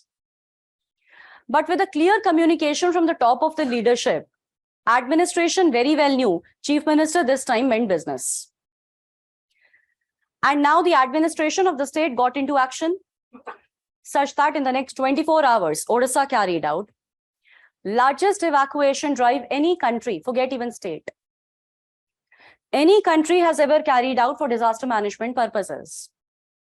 In the next 24 hours, Odisha evacuated 1 million people. And these kind of evacuation exercises are Herculean, not just because of the sheer number, ki 10 lakh log hain, but also because now this 10 lakh was the direct responsibility of the government. They had to provide them with temporary shelter. They had to provide them with basic necessities like food, water, sanitation, till normalcy could be restored. And they did that. Such that in 2013, mortalities occurred, but double-digit mortalities occurred. Mostly of the fishermen who had ventured into the deep seas, high seas, before the warnings were received. And comparing 2013 with 1999, the single factor to have been made a difference was the quality of governance. Good governance mitigates the losses, such that Falun became an international case study in cyclone management. UN tells the developed of the countries, if you want to get your lessons right, learn it from Odisha of India. Right? So that's how good governance is critical for disaster management. The third, once governance is taken care of, the third is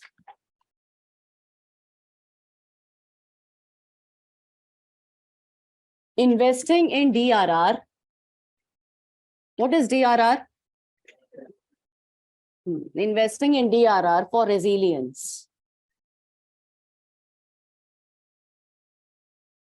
For resilience. Write down. DRR includes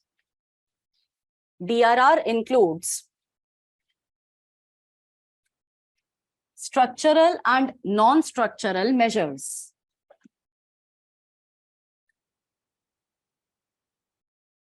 Structural and non-structural measures. Structural measures refer to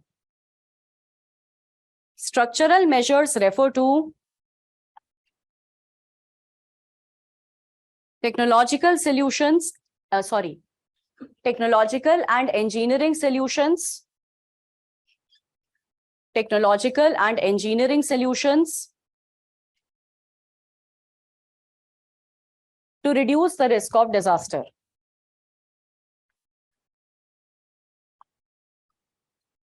To reduce the risk of disaster. For example,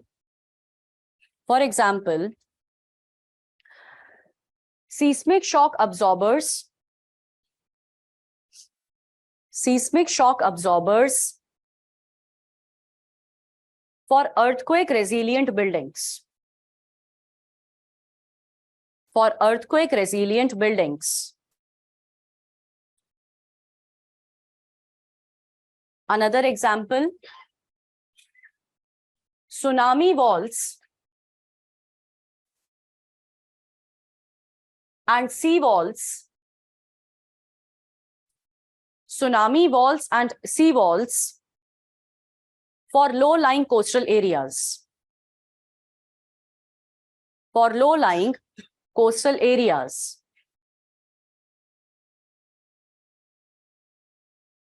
Next, write down non-structural measures, non-structural measures include the following.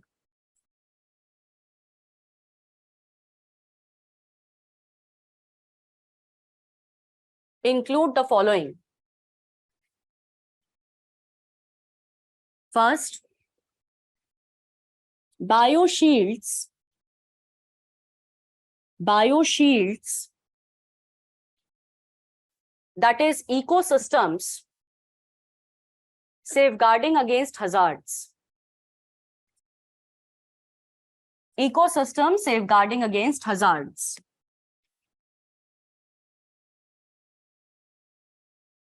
Next,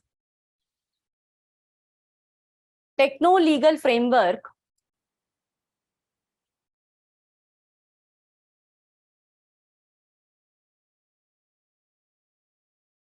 techno-legal framework which mandates compliance with,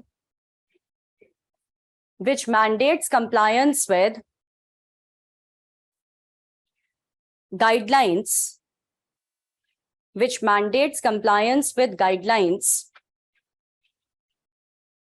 to reduce the disaster risk. To reduce the disaster risk. For example,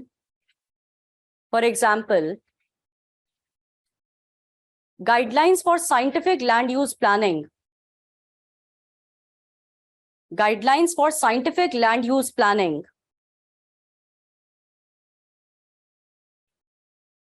For ecologically fragile regions. For ecologically fragile regions. Like coastal and mountainous areas. Like coastal and mountainous areas. Another example, scientific guidelines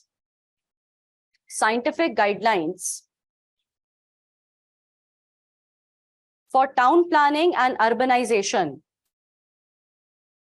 For town planning and urbanization. Based upon hazard zonation mapping of a city. Hazard zonation mapping of a city. Now understand.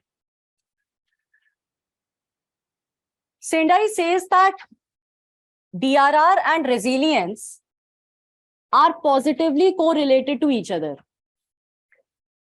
To improve the resilience, DRR should be focused upon, should be worked upon, and DRR can be achieved through structural, non-structural measures. Structural is going to be whenever we make use of science, technology, engineering kind of interventions to reduce the risk of disaster, we call it as a structural measure. For example, Japan. It's on Pacific Ring of Fire, and therefore it is prone to both earthquakes and tsunamis. For earthquakes, what they have done is, in the foundations of the buildings, seismic shock absorbers are incorporated. They are fitted. Now, when the earthquake waves are traveling through the foundation, These shock absorbers absorb the energy of the seismic waves. With the reduced energy, with the mitigated energy, when the wave reaches the building atop, the degree of shaking of the building is lesser, and therefore chances of collapse are lesser. Right? So this makes use of science, civil engineering. This becomes a structural measure. California does something same for its own buildings because Western California has that San Andreas fault. Fine. अब California क्या करता है for earthquakes? Some of the buildings, the critical ones have this, but for most of the buildings, they make use of lightweight building material. Of course, structural durability is to be ensured, but they mostly make use of wood. They have wooden houses, which are very, very commonplace over there. Imagine a wooden structure collapsing, a lightweight building material collapsing, compared to what we have over here, brick mortar. In which case, the risk of mortality and injury is more this case, right? So again, it is making use of civil engineering to reduce the risk of disaster. That becomes a structural measure. Japan has something for tsunamis as well. Ab tsunami ke liye what they have done is, parallel to the coastline, they have these gigantic structures. They have these gigantic structures. These are called as tsunami walls. They'll run into kilometers of length, meters high and meters wide. What's their purpose? When the tsunami wave comes, its intrusion into the inland will first be impeded by the tsunami wall. The wave is going to take more time, couple of few minutes extra. Ultimately, the wall is going to collapse here. Ye tsunami hai. Right? But the wave is going to take some extra time to reach inland. That extra time, a couple of few minutes which are being provided to the people so that now some rescue can happen to a safe location. That reduces mortality. So this becomes an example of structural measure. Back home in India, we have something of the smaller scale for coastal areas. Odisha is doing that. They call it as a sea wall. Ab wo tsunami ke liye nahi hai unka hai for tropical cyclone and for coastal erosion.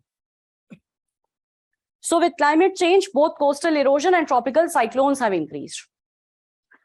So now Odisha is constructing these small walls along the coastline so that the storm surges, they don't intrude that much. And the amount of coastal erosion is less as well. They call it as sea wall, not tsunami wall, but a sea wall. For coastal erosion, preventing coastal erosion, another example of a structural measure could be, those of you who have been to Marine Drive of Mumbai, the tetrapods over there at the coast. So that kind of dike is also, usko dike bolte, that kind of dike is also an example of structural measure to reduce the risk of coastal erosion. So whenever we make use of engineering, so interventions are based upon science, technology, engineering, we call it as a structural measure. But none of the structural measure is going to be foolproof. They will have their own drawbacks. And they're at their own risk of collapsing. Therefore, structural is always to be supplemented with non-structural. Non-structural is of two types. First, wherein we take better care of our ecosystems, which will protect against these hazards. Those ecosystems are called as bioshields. For example, wetlands are bioshields for flooding, urban flooding. Forest over the hill slopes are bioshields for landslide. Fine. Acha, mangroves, they'll be bioshield for what? Tsunami, very good. Coastal flooding, coastal erosion, everything. So the ecosystem which provides a buffer against a hazard, that's a bioshield. That becomes non-structural because this is from the ecosystems that we are trying to reduce the risk. Another non-structural would be that there is a regulatory framework in the country, rules in the country, which are trying to reduce the risk of disaster, which are reducing the vulnerability. Japan mein, they have this rule which says that buildings over there should be made seismically resistant. such that most of the buildings, Japan mein compliance, governance quality is good. So compliance is high. More than 90% of the buildings in Japan are seismically resistant. That rule on paper, which is ensuring compliance with the structural measure so that risk can be reduced, that is a non-structural measure. So if in our own country, we have fire safety norms, those rules on paper are non-structural measure. If there are guidelines given that whatever development happens in ecologically fragile regions, like coastal areas, like hilly ranges, hilly areas, so those guidelines for development, scientific development, and guidelines which are framed based upon the load carrying capacity and the carrying capacity of those ecosystems. So वो guidelines on paper क्या होंगी? The non-structural measure. Because through non-structural measure, we are trying to align our own lives better with the natural systems, either by ensuring the management and conservation of ecosystems or by modifying our own activities so that our own process of development is a responsible one, is not a reckless one. So for urban development, if there are guidelines for town planning, एक low-lying area है, वहाँ encroach मत करो. That becomes an example of non-structural measure. But is this clear to you, the difference between structural and non-structural? The next, the fourth is enhancing disaster preparedness. Enhancing disaster preparedness. Write down. Disaster preparedness refers to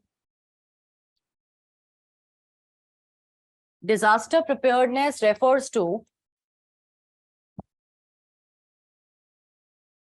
state of readiness.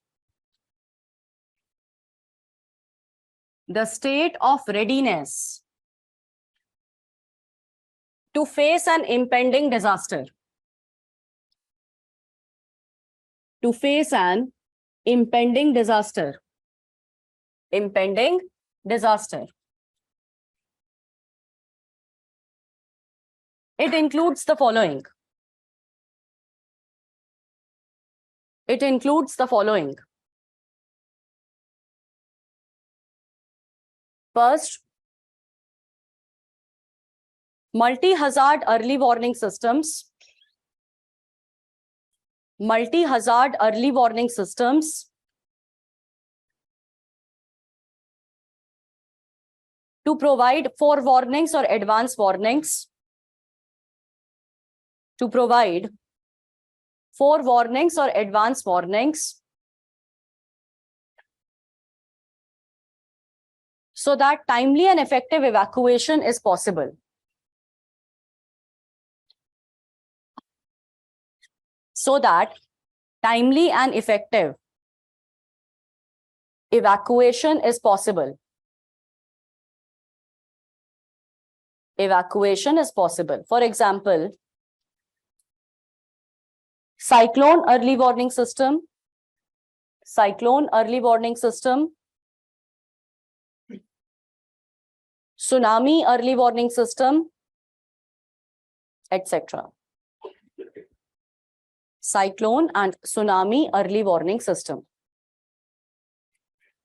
Next, second under preparedness, capacity building.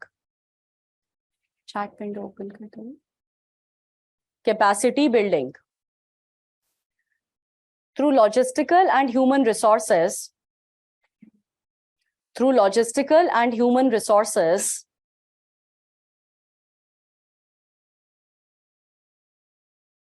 needed for evacuation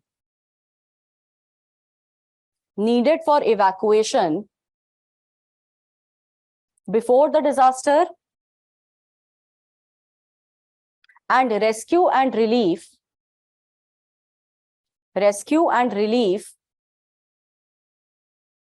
after the disaster. Rescue and relief after the disaster. For example, response forces like NDRF,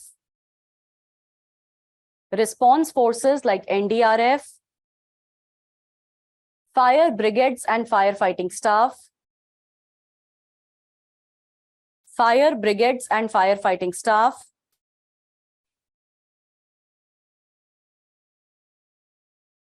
medical ambulances and paramedic staff, medical ambulances and paramedic staff,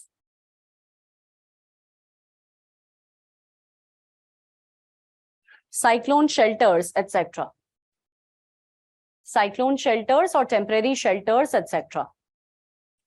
Cyclone or temporary shelters, etc. Now understand. The fourth step is when the disaster is very soon to occur. Up till the third point, we know that sometime in future the disaster will occur. But now by the time the fourth one is there, preparedness, we know that for sure disaster is very soon to happen in some time. And now disasters can be of two types. One, which occur with warnings, like cyclones do, like tsunamis do. So having early warning systems for them is part of preparedness, getting ready to face it. Right? Odisha was able to carry out a successful evacuation drive because we had a cyclone early warning system in place. So having early warning systems is part of getting ready. The second part of getting ready is that, now I said there are two types, one occurring with a disaster, another without, occurring with a warning, another without a warning. For both of them, we require some kind of resources. For evacuation also, we require resources. So Odisha had those temporary shelters where the 1 million people could be given refuge. Those temporary shelters or cyclone shelters become part of Odisha's preparedness to face the cyclone. And after the disaster, what is the priority? Hamari NDRF rushing to that location. So it is skilled, it is equipped. Fire stations all around the city.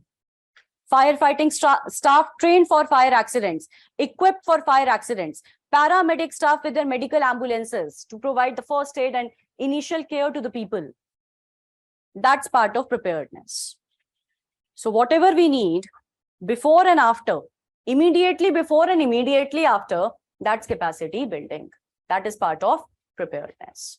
This takes care of entire Sendai framework. We'll continue from here in the next lecture. Please carry your handouts. That's all. Thank you, class. Thank you, online.